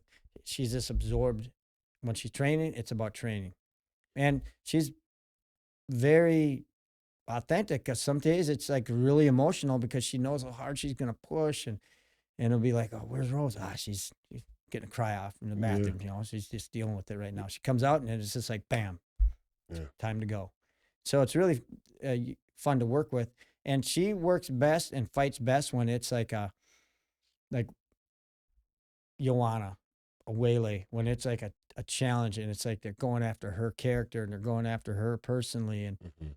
and and it's like you can't win this fight. That's when she shines. That's when she comes out, which she's shown so many times against people at that point. Joanna was almost unbeatable. Yeah. Bam, beat her twice, right? First one, knock her out. Same thing, knock her out, and then had a 5 round fight where she ends up taking her down and winning. Waylay, same thing, knockout, first round. Next fight is a more of a war, but she ends up dominating and takes her down right Yeah. away, and she cannot get off her back and breaks Waylay. Yeah. And so she has that ability when it really gets to it's an attack on the heart. She's gonna fight to the death type of thing. Yeah. She's So incredible. No, I mean she's awesome. Even to watch and training on the mat, she's incredible. And man, I still remember that Waylay head kick. I was watching it live on pay-per-view, and it was just so smooth and mm-hmm. quick and just dead accurate. And just me, because I'm, a fighter, I took personal, like I found it really entertaining what she did the second fight, Mm-hmm. where she took Waylay down, and then she's just diving in, Yep. covering her head, just diving in, Getting past those and wheel getting, kicks. yeah, Yeah. and clearing the guard is just, that was amazing, and you could just see Waylay just give up. She's Yep. like, it's Can't get off my back. Waylay's a machine. Oh yeah. Holy, talk about a woman who looks like a man. Yeah. She's up there. Yeah. Um, And the funny thing too is she's a when you look monster. at Rose, She looks like a woman. yeah, I mean, you can tell and she's it's very kind of feminine. skinny and Yeah. you look and it's like, man, she's gonna get killed. And that's what the premise was. She's gonna get killed by Waylays. No Yeah. way. Yeah. Yeah. We're gonna see Rose again soon, huh? Well, she's now training she's gonna do the ADCC trials. Oh. So she's doing a lot of grappling right now. Oh wow. Wow. So she's Wow. training, but just really getting into the grappling end of things and wants to do that. Yeah. And she's cornering, she's helping. I think she's in Denver right now because that's where they're having one. And they've been working with one of the girls that's fighting in there. So she's now playing the girl that is warming up the girl that's fighting. So she plays the role of the other girl. So she now is helping train. So How fun is that? To Yeah. have Rose as your warm up partner, right? yeah, exactly. Can't get better than that. Let's talk self defense. Mm-hmm. Self defense, because a lot of mixed martial arts training, or your training, as you say, is predicated around helping people defend themselves. And I love how you do a fantastic job of, even when you're coaching, even us on the MMA team, is like, okay, now imagine if you're in this scenario. Imagine, okay, you got these 18-ounce gloves versus these 4-ounce gloves. Imagine if you have no gloves. Imagine if you're on the concrete. Talk about just the evolution of your self-defense approach to the way you train people, and just self-defense in general. Yeah, originally, even at the beginning when I started martial arts and fighting, it was all about fighting. There was no MMA. Yeah. It was straight up street fighting and fights. And in 1985 through 89, then a little bit 90, then up through 92, I was working at Lake Street Target, Broadway Target, the Midway Target, the highest crime stores in Minnesota at the time. Gangland. Yeah, During Gangland. Murderopolis Yeah, era. yeah. And catching shoplifters. And there wasn't the rules like there are now. You could chase them, you tackle them. I mean, it was like you would tackle somebody, and if you're on the ground, you better be on top because there's going to be someone coming after you from the behind. And it was just a crazy environment. I got stabbed twice there. All the guys I worked with got stabbed at least once because it was this kind of crazy time. I loved that job. It was like every day it would be like, I'm going to work, right? And so you didn't know what was going to happen, but it really immediately shaped how things happen on pavement, multiple opponents, fighting in and around cars, on tar, on wet grass, at nighttime, during the winter. I mean, crime doesn't stop, right? And a lot of times it would be like, I would say the majority of the people that you'd be fighting with were just fighting to get away. Right. That's a different fight. You're just holding them down, kind of do whatever. But then you'd have those fights where the guy would just turn around and say, "Let's go, we're going," and then it was a fight. And so you'd have to deal with that. And then it would be his buddy over here and there's other people. And it was, we had one time, this is just chaos. So these guys go out with a shopping cart with a TV in it. And I go out and I grab two cart boys. And they usually played football for South or something like that. So they're like, yeah, to go out. And fight started. So I got this guy and I'm pull him down to the ground. They're on top. We're holding them. He's yelling, going crazy. Next thing you know, I look up and we are surrounded. Mm. And I go, duck your heads. It's coming in. And sure enough, we're getting stomped on and punched and kicked. And finally, I take my cuffs out. That's all I had was handcuffs. And I put them around my knuckles. I'm going to come up and start swinging. And I come up and there's this big black lady with 2 bags of groceries. Mhm. She just drops them and slugs me in the face. And you can't fight. Mama with the big Yeah, left hook, huh? and you can't punch her back because you're Right. going to get killed. So I'm like, I jump back down because those guys are still on the ground. I said, cover up, it's coming worse. And so we're getting stomped on and kicked and them just trying to whack this dude, do whatever to survive. And then we had this lady from England that worked with us who was a World War II vet. And all of a sudden I heard, bloody hell. And I'm going, oh, it's Ivy. And we had this code. And at Target Lake Street was Ray Clark 555, which meant all male employees to the front lot. Yeah. Ray Clark 555. And it was red vests and people fight. It was like a 4-precinct call. It was a melee. It was melee. It was just crazy. That's awesome. I got that dude and he was arrested. I never let him go. I got him up, got him in. But for weeks after that fight, I could hardly move. I mean, you could see where you got stomped and punched and kicked. I mean, and you get, in those fights, you'd get bit. People would bite. A lot of people, they bite. People are biters. People are biters. I got bit in the shoulder, bit in the hand, bit in the leg. And there are other guys that get bit. So you learn real fast how to deal with people in that environment, which is total chaos. And you realize what works and what doesn't. There's a lot of stuff out there, even in the functional martial arts, that in a street fight, it's not going to work that well. Right? It's too crazy. People don't understand the intensity and you don't know who's coming. Do they have a weapon? Who's coming from behind? And so that really shaped those years working at Target, Lake Street, Broadway. And then I worked at downtown Dayton's, which was another hot spot. Oh my gosh, it was crazy.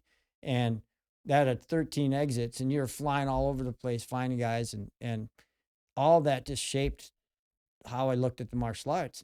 And even though I was doing martial arts that typically like Wing Chun or some of the Filipino training martial arts that didn't address those, the mentality of the drills that we were working addressed those fights. So everything was about how is this going to work in a real fight?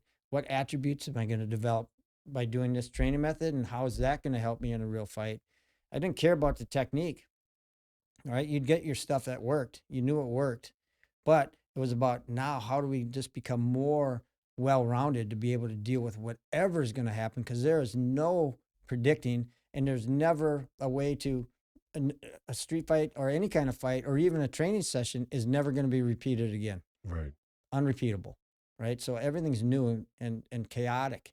And so having all these different martial arts to draw from allowed me to be more creative in how to deal with situations. And also when things just had to happen out of pure reflex, you had all these things that were already in your body that would just come out of nowhere that you can't teach people. Right. Right. And that was a big thing about understanding training method and how training methods are going to really develop the proper responses. And that when your reflex comes out, it's going to be something that's going to be correct, not just some spastic reflex that maybe works, maybe doesn't. So it was a huge, huge learning, time for me as far as real fighting goes. The tar's not forgiving. When you throw somebody down, you're going down on that tar too. So your elbows get smashed, you're losing skin. All right. So it was a different time, but it was invaluable as far as learning how to fight in self-defense. So I bring that into the classrooms a lot, especially when I'm teaching jujitsu. And I would clearly say, you've heard it said that all fights go to the ground. That is false. A lot of fights do not go to the ground. Right. It may go to the ground, but it's going around because someone just got a big overhand right to the face and it got knocked out. But the other person doesn't have to go to the ground and the clinch. But most fights end up in a clinch somehow. So, Yeah. and now, do you want it to go to the ground? And I always tell people this: imagine during the riots, fighting on the ground. Terrible. Terrible, because people don't even know what's going on. They're going to jump in. Trample you. Yeah. So Or, it's like you don't want to go to the ground in a situation like that. Multiple opponents, you don't want to go to the ground. You especially don't want to be on your back. yeah. So you fight for the top, you stay on top, and that's the whole thing. And if you do end up on the ground on your back, you have a dangerous guard that's hard to pass and wicked, and that can immediately sweep to get back up to do what you got to do on the top. You don't want to be on the bottom. Yeah. And so that's kind of the thing I always talk about. I don't think I've ever taught a guard jump in my life. I said, why? You try to take your person down, and if you don't take them down, they take you down. You're going to be down there anyways. Why would you want to preemptively put yourself on your back in Right. self-defense? Right. You know, And as far as the difference between men and women go, it feels like um, jujitsu, like all the striking aside, like you could take a decently trained 140-pound woman, mm-hmm. and if she runs up against a 205-pound man, doesn't matter. No. I mean, it's just not even comparable. She could be, I mean, deadly.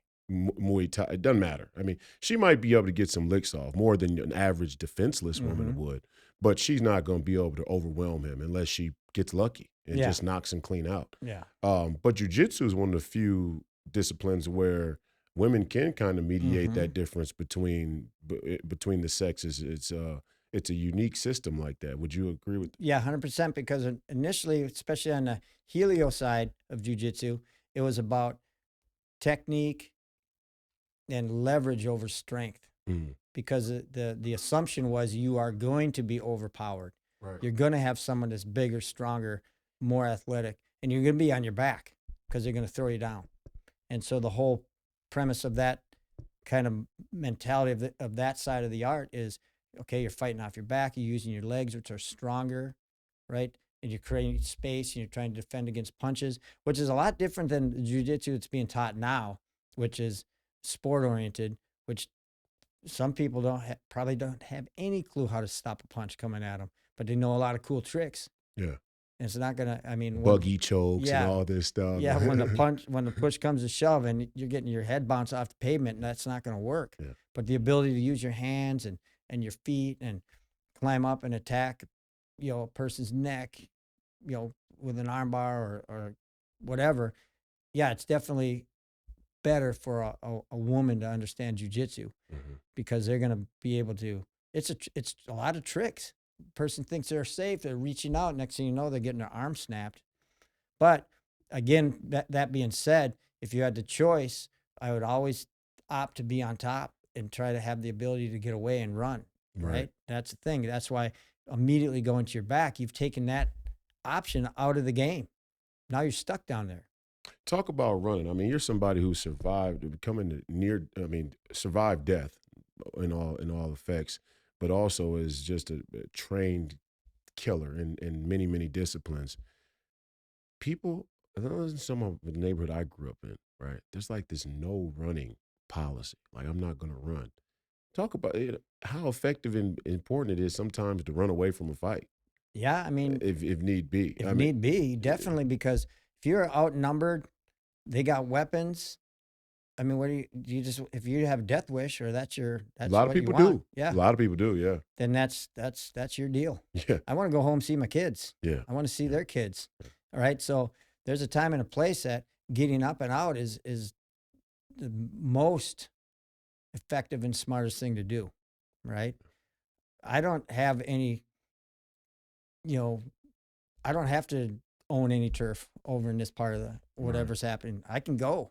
I can leave. Right. Right. Now, that being said, if I'm with my kids or you're with your significant other and all of a sudden you're in a fight, you can't run now. Right. You can't run.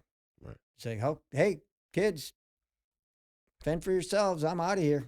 Yeah. You can't. No, that's not an option, right? Right. Right. So, even when I was growing up, we'd have little things that I tell my kids, okay, if something happens, I'm going to throw my keys. You know where the car is.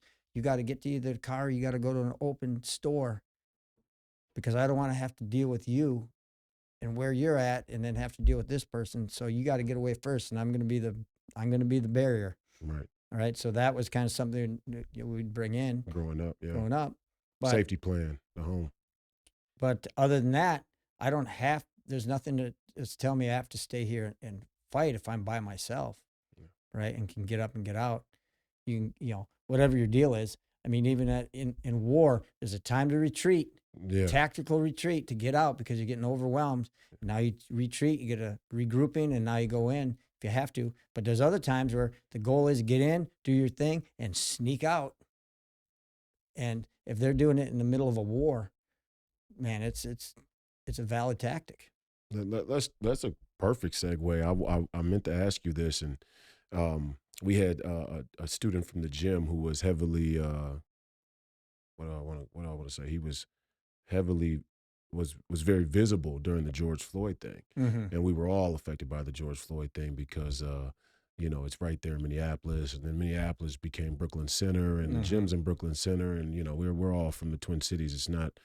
You're not far from anything when you live in the Twin Cities. We're the land of many suburbs, right? Mm-hmm. New Hope is a Yeah. suburb, but it's it's a stone's throw from North Minneapolis. Yeah, right? yeah. You know what I mean? Now New Hope and Crystal and Robbinsdale and these sort of satellite, what used to be suburban areas are now where much of the black population is moving to, Mm-hmm. and the crime rate's going up there. I mean, that's just a statistical fact. Not of my liking, but it is what it is. I remember hearing must have been the end of maybe towards the end of the school year last summer that and I think it was Crystal Cub Foods guy rides up next to the car truck, sprays the car, shoots the guy inside and his girlfriend. Doesn't know if the girl's pregnant. I mean, pregnant. The crime situation's out of control. Mm-hmm. We know that. But let's talk about the dynamic of how police are trained. I know you've trained both military guys and officers. Mm-hmm. How police are trained in general. What could be better? Is there a feasible way to train our cops better? Does it involve a lot of money? Would it involve just a guy like you who's competent in various martial arts and different disciplines? And then how the whole George Floyd thing played out. I told people on the podcast, like, there's been times when I'm on the mat with Bailey or even Tommy Peterson, who's a really good wrestler. He was the LFA champ recently. Um, where guys who are very good wrestlers and grapplers are so good at applying pressure that if they get you in a certain spot, they can create the sensation that you can't draw oxygen Mm-hmm. for sure. And that's if you're fighting them off even. Yeah. I mean, they're that good at it. And those guys aren't world-class wrestlers. I mean, they're much better grapplers than I am and most people, but there's wrestlers even better than that. Let's start with the police training piece. What's your feeling about how police are trained now and your experience with training cops and what could be better? Police training now is inept. They have to do a small amount of training. And then theoretically, somehow that magically is going to allow them to do what they got to do. Most people coming into the police force now have never been in a fight because it's, fighting, it's never happened. They've never had to deal with it. They don't understand the pressure. They don't understand how chaotic it is. So they don't get what that's going to be like. Then take that another step. They're not trained consistently. And even when we have some, police officers at the school, they're really good at jujitsu and they're part of their, they do their defensive tactics. They said trying to get police to train is A nightmare. a nightmare. They don't want to do it. And you're in a job that you're going to be required to get into a fight and have to hold your ground. You can't run if something's going on and you don't want to learn how to deal with that situation. To me, it's crazy. But, it's kind of like that. They're in their car 99% of the time. It's boring. And then all of a sudden that 1%, it's just crazy. And they don't know how to deal with that. Right. Mhm. So I think the biggest thing is somehow teaching them to want to want to train, have fun training. Should it be mandatory though? I would think so. Do you think so? As me, as somebody who ran for Congress, potential political candidate going forward, I'm gonna keep running campaigns until the uniparty either, puts a muzzle over me for good, throws me in jail, or whacks me, one or the other. But would a decent policy prescription for the entire country be to increase the mandatory training of cops? I would think that would be super important for any kind of department anywhere. Have a group of people that are able to do the job that they want, that they have. Yeah. And part of that is arresting people that are resisting. And because they don't understand how to fight, how to defend, how to hold, how to subdue, then they have to go up to the next level too fast. Right. They panic. That escalation quicker. And it's just and look, and you're like, me and Greg, we at the academy. One of the beautiful things about the academy, I think, or I've noticed so far, is just like the realness of the conversation.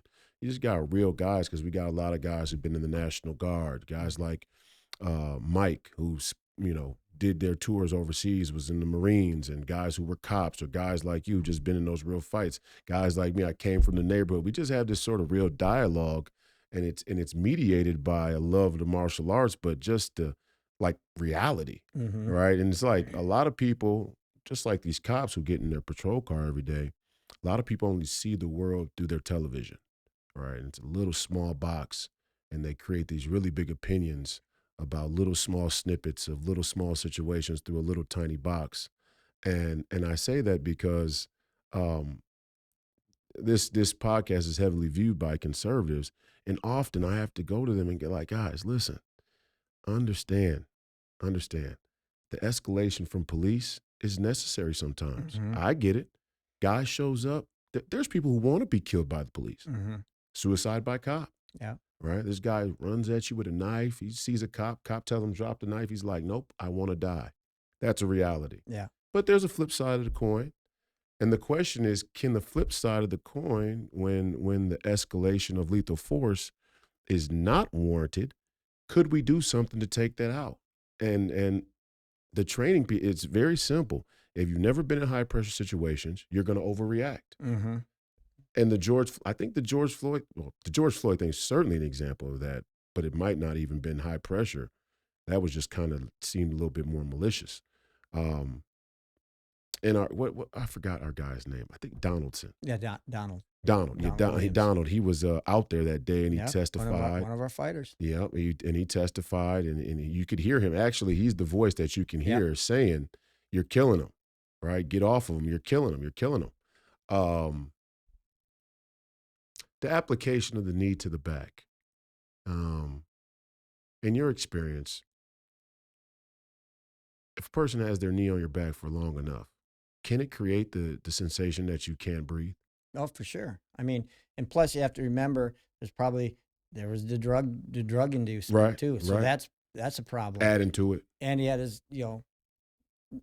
pressure on his neck, pressure on his back. Maybe he's not breathing well anyways. COVID. He had COVID in his autopsy, but we don't know if that was true. And and he's freaking out and panicking, and all these things are kind of contributing to the fact. And there was, as far as I'm concerned, I mean, I was usually one guy. If I got handcuffs on somebody, it's over. What are they going to do? How far can you run in handcuffs? Better than I can with 4 limbs. It's easy to control somebody. So I didn't see that there was that requirement to have, someone on his legs, someone on his upper legs, and another person on their back. He's panicking. He's freaking out. Who knows the mental state he's in? All these things contribute to what happened, I think. Yeah. But once he was cuffed, kind of the fight's over. Yeah. And the thing is, they had him in the car, and then they pulled him back out. Well, he asked to be pulled out of the car, which is in real time judgment call. I could see where if he was totally having a panic attack, I could see where the cops sometimes would justify pulling if a request like that is made. And let's say a guy does die in the car and he really needed some type of supportive care aid like Narcan or whatever it was, then they pulled him out for that reason. But if you're going to pull him out of the car based on his request and he's already displaying that he's frantic and having prep. Because listen, this is what I don't think people are comfortable with. Anxiety attacks don't kill people often, Mm-hmm. but there are outliers. Yeah, yeah. There are times when people have heart attacks from being scared or startled. And people don't want to deal with that because it scares all of us, right? Mm-hmm. It makes us all feel like, nah, that ain't really. No, it's real. Yeah. That's why when you go to the ER with a panic attack, they have to draw your blood and measure the troponin, right? The heart enzyme for stressed heart, and they have to give you an EKG to rule out heart attack. If you go into the ER right now today and say, I'm having trouble breathing, I have chest pain, I have discomfort anywhere in my upper abdomen, they're going to go and rule it out. That's how common Yeah. cardiovascular disease is, but that's also just how some people have spontaneous heart attacks and nothing's wrong with their heart. Yeah. Okay, so we got that in play. If you're going to take the man out of the car, okay, because he said he did, why would the transition be to take him out of the car to put him Put 'em on face yeah, down and then and keep your knee on his back? It's completely yeah, that ridiculous. was I thought the whole thing was out of control Yeah, in me that too. respect. Yeah. And that's like you said, looked like a little malicious, definitely. Yeah. Not like just controlling a person. Yeah. So who knows what's going on there? But yeah, that was definitely out of control. But I'm thinking that as far as regular police, not knowing how to control somebody on the ground. Which is different. Yes. The Chauvin one is different, but Mm. regular police, you're saying, Yeah. a lot of times don't know how They to don't know subdue how, people. and you're seeing so many videos of guys just getting up and fighting and pushing the police away, and they're stumbling over each other. It's almost like the Keystone Cops trying to arrest people. I mean, there's so many videos like that. And it's like, this dude is a police officer and they're tripping over their own feet trying to get one person, and that's not a huge person, and they can't do it because they don't have any consistent training. Yeah. And that's, I think, the biggest thing, having something that's required that can, they have to have training and they have to understand it, like jujitsu, where you have to roll and you have to have a contested partner that's trying to get away. And it could make the jujitsu definitely more police applicable to what they're doing, where you want to control, how you want to control them, right? But just having the ability to compete with each other and push each other and force each other to try to hold another person down is just going to make you better. Yeah. Period. End of story. But most don't want to train. They don't want to do that extra bit. Yeah. So it's like pulling teeth to get the regular police officers to want to train. Yeah. It's so strange because you think, well, part of it would be to probably look at institutionally how much they're on the clock and would they be paid to train? Yeah, and Is that's so another thing. If they have to take it out of their own pocket, they're do they not want to doing leave? They're working so many hours, and then they want to see their family. But then you have to go. I have to now train on my own dime. it. Yeah. That makes it tough too. Well, and there's a lot of fat cops too. I Oh mean, yeah, there's just a lot of cops who aren't working out enough. And yeah. you could definitely find a way to combine a sort of look. First of all, I think there should be a fitness requirement. First of all, I think there's a fallacy that there's not enough police. That's Mhm. number one. Number two, we should pay our cops more. When they said defund the police, I was like, what are you people talking about? We need more money to the cops immediately. Let's pay these people more. Mhm. And in paying people more, you could probably set a requirement of some type of fitness level Mhm. where you're not obese. Right? Yeah. People go, oh well. Now the woke movement would say you're keeping fat people from being cops. You're fat shaming them. It's like I mean, it's a survival. It's a it's the most Darwinian thing in the entire yeah. society is, can you actually handle the physical requirements of the job? But I think you could do that, and then within a fitness requirement, you could incorporate regular training with that fitness. These cops should be going to the gym once a day anyway in And the it morning, should be, 45 minutes an hour. and it shouldn't be on their dime. No, it shouldn't be. They should be, okay, this is a stipend. We're going to work with you guys. And, the thing is, when I was working at Target back in the day, I'd go on ride-alongs with cops. It's just one call after another dealing with dirt ball after dirt ball, and it's enough to jade anybody. No doubt. And so now so all of a sudden you come in there and right away it's like, oh, I'm dealing with this person again. And now they getting all their back in the day. They were just okay. We got to deal with this person. Let's go do it. Let's deal with it. Bam, good, bad, whatever it was. Now it's like if they do fight back or if they do something, now immediately they're chastised. Why'd you fight back? Why'd you have to fight back? Well, the person was punching at us and trying to take us out. There has to be this. People have to understand they got a job, and if that person that they're beating up right now is breaking into your house, you'd be like all over it. Get on him. You got to get him. Yeah.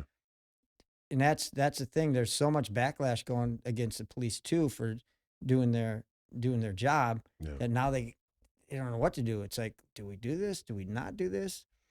That's a tricky situation too. It's like a two-sided, it's two sides of the same coin. I see the police issue as really one of the prevailing examples of incompetence of policymakers, right? Because you got one end, they want the chaos kind of. Seems like Yeah. the chaos benefits them, right? So they want communities kind of, these we're high on drugs. We don't really have any sense of community, sacred honor. Parents aren't there. We're incentivizing getting black dads out of the house through welfare. It's like your dad's in the house, you can't get government assistance. It's weird because then you could be a man and get on government assistance Yeah. yourself. It's strange stuff going on there. But then the police under training, this is all governance. This Yeah. is a product of policy. This is a product of people where you look at it and go, this is so badly coordinated. It must be on purpose. I don't know if it's not. You're doing a pretty good job of making this thing look like it's on purpose. Yeah. You know? It's like right now the majority of the police that I know that are training and are consistently training are doing it pretty much on their own. Yeah. I mean, they're doing it because they want to be better police officers. Yeah. I have friends that are within the Pedro Sauer Association that they are trainers for police or jujitsu black belts, and they have very specific, you know, courses that they go through, and they say the same thing. It's not easy getting police to want to do it. And I gotta say too, just on face value, there's plenty of I've had plenty of interactions with cops throughout my Mm-hmm. life, and most of them have been good. Mm-hmm. Most of them have been good interactions. Now I'm not doing anything, I'm pretty calm and level headed, and I've never really been in any type of altercations with cops either, where it would be anything but just a regular run of the mill type of interaction, except the one time where I had the guns drawn, and it's just like it's tough because that one small increment of time has such huge consequences. Right? It's Mm-hmm. like if I hadn't had the wherewithal to put my hands on the glass right when he said it, if I had been distorted or maybe nervous because of the startled from the situation, because obviously I was innocent, and when they finally looked at my ID, they're like, yeah, you're not the guy, sorry, we apologize. Like, dude, you almost killed me. Yeah, yeah. What are you talking about, sorry? It's like, what? But I could have easily went for the car door, or made a movement, or whatever it was that he thought was hostile or dangerous, and he just shot me right in the head. Mm-hmm. I remember sitting in the front seat of the car, and this guy pins us in with the SUV cop car, and he was an Asian cop. He was the one who made identified us, or identified me, and I'm sitting in the passenger seat, and they pin the car. He gets right out. He's, get your fucking hands on the glass. Get your fucking hands on this. I'm like, I saw him though. I saw them circling, so I kind of felt like something was going on. So I was already on alert. But when he hopped out, it was like nothing can prepare you for that really, unless you're trained in those type of situations with guns and the whole that military style of training is a whole different world. But he pulled the gun, and I'm got my hands on the glass, and I'm like, holy shit. My first thought was, damn, did I do something wrong? Yeah. That's the first thing that runs through your head is like, damn, maybe I did do something. It's like, did I not pay my taxes? What the fuck is this, right? And then I'm looking in the rearview mirror, and the cop's coming up the back rear side of the car, and he's got his gun pointed at my head, right? And I can see him in the mirror. So it's just like those type of moments have high consequences, and it creates one of the toughest questions about civilian and cop relations, and it's been thrown right at the heart of many of these political wedges. Mm. But I always felt like when we talk, it's just like clear that, yeah, no, people are wild. Yeah. Cops are walking up to cars, and guys are just letting shots off. They don't want to go to jail or whatever. Like, how do you not understand if cops know that and are trained that way? That's going to have a psychological effect on them too. Big difference of having a guy handcuffed and just, Yeah. you know what I mean? It's Yeah. just, there's differences and it gets clumped together. Um, Last but not least, uh, training military guys. Hmm. What's that been like for you? Uh, it's a different type of training because they're going to war, Yeah. right? Yeah. And depending on the situation, a lot of my training with them has been more close quarter contact where they're getting pinned against the wall. What happens when we lose our weapon, or all these things, and then training with full kit on as opposed to just doing training without it, which is a different thing. You could train all day long in your gi or sweatpants and shorts. You put all that stuff on, and none of it works.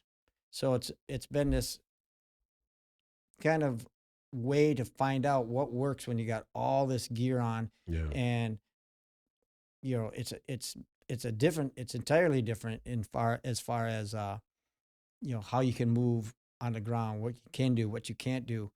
Can I get to my weapon? What other weapons do you have on you? I mean, there's so many things to take into consideration. And then definitely the environment you're in. You're not in a wartime environment where you fall on the ground. It's who knows what's going to happen. So it's been pretty interesting. I remember I was down at, we used to have this combative symposium down at Fort Benning.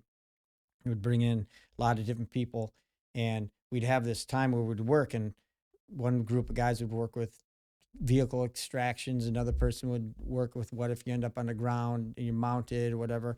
And I was always the guy that, okay, you're against the wall, you're pushing the guy against the wall, you're against the wall, you know, how do we deal with this? And I remember this one time, one of the guys that's one of the role players, or one of the guys, he's like a jujitsu guy, and we're in full kit, so we got all the stuff on.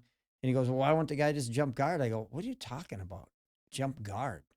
What are we dealing with here? We're dealing with a real life to death fight, Yeah. and you're talking about jumping guard?" I go, "That would be the dumbest thing." Well, I do jujitsu. That's what we do. And what the major general, 2-star general's there, and he digs combatives. He's all into it. He's a jujitsu guy, and I said, "Can I do what I want if he jumps guard?" And he goes, "Yeah."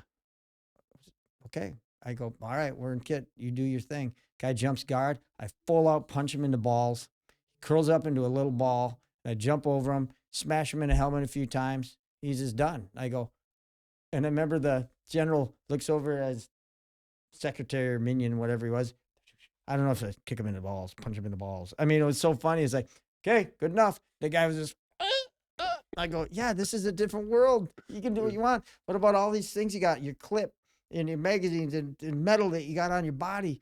You take that off and just start bashing them in the head with it. I mean, No rules. no rules.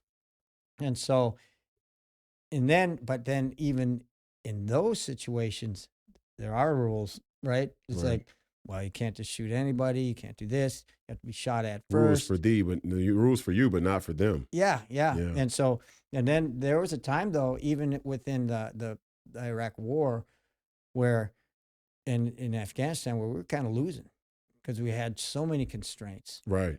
Like I remember the guy DJ Shipley. I was watching the Sean Ryan show, and Shipley was on part of SEAL Team 6, and I think it was Shipley. I may be misquoting it, but I'm pretty sure it was Shipley.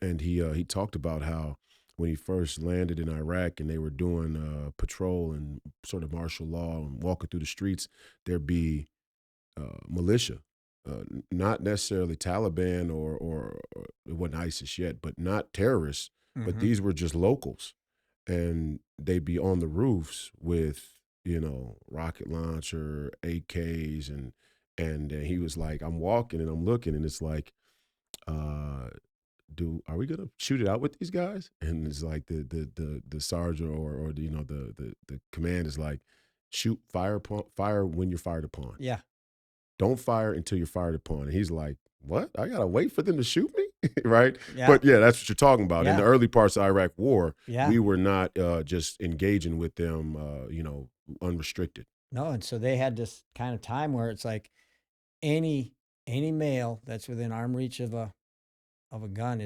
that's a combatant, and it kind of turned the tides because at that point you got to wait. Well, you can't attack there because they went into a graveyard and that's sacred. And they're like, yeah, but they're shooting at us. Yeah. This is goofy, Yeah. you know?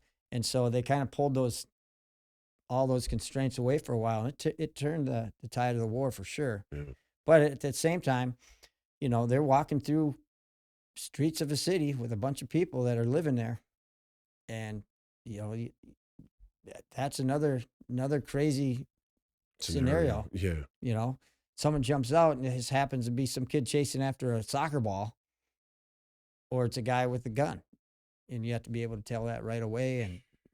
And so it crazy. But we did a lot of scenario training and a lot of training within close quarters with your inside a house, and you're going to be tripping over furniture and falling over things, and how to deal with that when you got all the gear on, which changes things a lot when you got all that stuff on. And sometimes, especially if you have a pack on, you might be carrying around 100 pounds and you're on the ground now. And how do I get up? How do I deal with it? What do I got to do? Man, it became a really fun puzzle in a lot of cases. But depending on who I was training to, it would be like if I was training with the pretty highly trained special forces unit, then it would be like it's a different type of person. Mm-hmm. I mean, these guys are like super athletes, right? Yeah. And just able to make these decisions. I mean, that's why they're picked. And so that was really fun to work with those guys. And then you'd be working also with National Guard, who are almost anybody's. They're there and they could be like almost that non-athletic guy that made it through basic training. And now they're on the infantry unit and they're just like, oh, I don't know what's going on. Man, that's crazy working with those guys. You're like, this guy's going to war? 2 left feet. Yeah, this is scary. To close here, what people who are thinking about starting martial arts, I hear people all the time. I say, hey, man, I'll be taking Uber to the gym one day or whatever the case may be, and guys will look, they'll go, martial arts in there? What's going on in there? What are they doing there? Anybody out there that's thinking about starting in martial arts or getting into the gym or what's your advice around just getting started? I would say just do it. Everyone says I want to get in shape before I go train. You're going to get in shape by training. Right. All the running, all the swimming, all the lifting weights. It's getting you in shape. But it's a different type of shape. If you're going to do jujitsu, you're going to get tired doing jujitsu, but it's a different type of shape. If you're going to do Thai boxing, it's going to get you tired, but it's a different type of shape. If you do Thai boxing, getting ready for jujitsu, it's a different conditioning. So I would always tell people just do it. If you have this interest of doing martial arts, especially at a lot of the schools now, they have such a foundations programs and an easy entry point that most anybody can do it. You're not thrown into the mix right away. Right. You work your way in. If you already have a good athletic background, you'll get through that quicker, get up to the training that's a little bit more, pressure oriented. But that's, our goal is to be able to give the martial arts to anybody and everybody, regardless of how old you are, how you can move, how athletic you are. Ultimately, it's for everybody. So there's no reason to think, oh man, I got to be in shape. I got to watch out, because we're starting out really slow to make sure everybody feels comfortable doing it, and then bringing it up, and they can go up as they feel fit. Right. And that's the cool thing. It's not like everybody's going in there doing fight training. That's a different thing. It's a different deal. Yeah. Now we're just learning martial arts, learning how to move, learning more about your body. Ultimately, my goal is, can I make this person a little better athlete through the martial arts? Because if that's the case, then they're going to be able to defend themselves. They're going to be healthier. They're going to be more confident. And that's a big deal. Yeah. So, the great Greg Nelson, ladies and gentlemen. Seafood Greg Nelson. It was great. We're going to have you back on soon. Sooner than later, I would hope, because we got to talk more philosophy. Introducing everybody to you, as I know everybody wants to hear martial arts. You had an incredible, miraculous medical miracle, and being able to fight through one of the rarest cancers of all time. I mean, one of the rarest cancers that we know of, and And that was just such an inspiring story for me, and I'm so thankful to you for a number of things, but welcoming me into the academy and training me and giving me the confidence to be able to transition to mixed martial arts. I hope to get back in the cage really soon. It's not as easy for heavyweights to get in there. It's No, like a third opponent, and then this heavyweight opponent pulls out. Now it's hard to get a heavyweight opponent, but I'm really enjoying martial arts. It's been one of the funnest experiences, and partly because I've gotten to know people like you at the academy and being able to work with you, but more so just the spirit, man. You're a very good spirited guy, and I thank you, man. Thanks for the time today. uh, thank Yeah. you for being there. It's always fun to have that outlier up there too, the big tall guy that's The athletic, that tree. yeah, Uh, that can have some fun in there, and who's also super fun to talk to, right, about dang near anything. So that's also great. Yeah, thank you, brother. Well, the fight continues, man. Thanks for being here. To everybody out there, we appreciate your viewership and your listenership today and in the future. And as always, Godspeed. Thank you.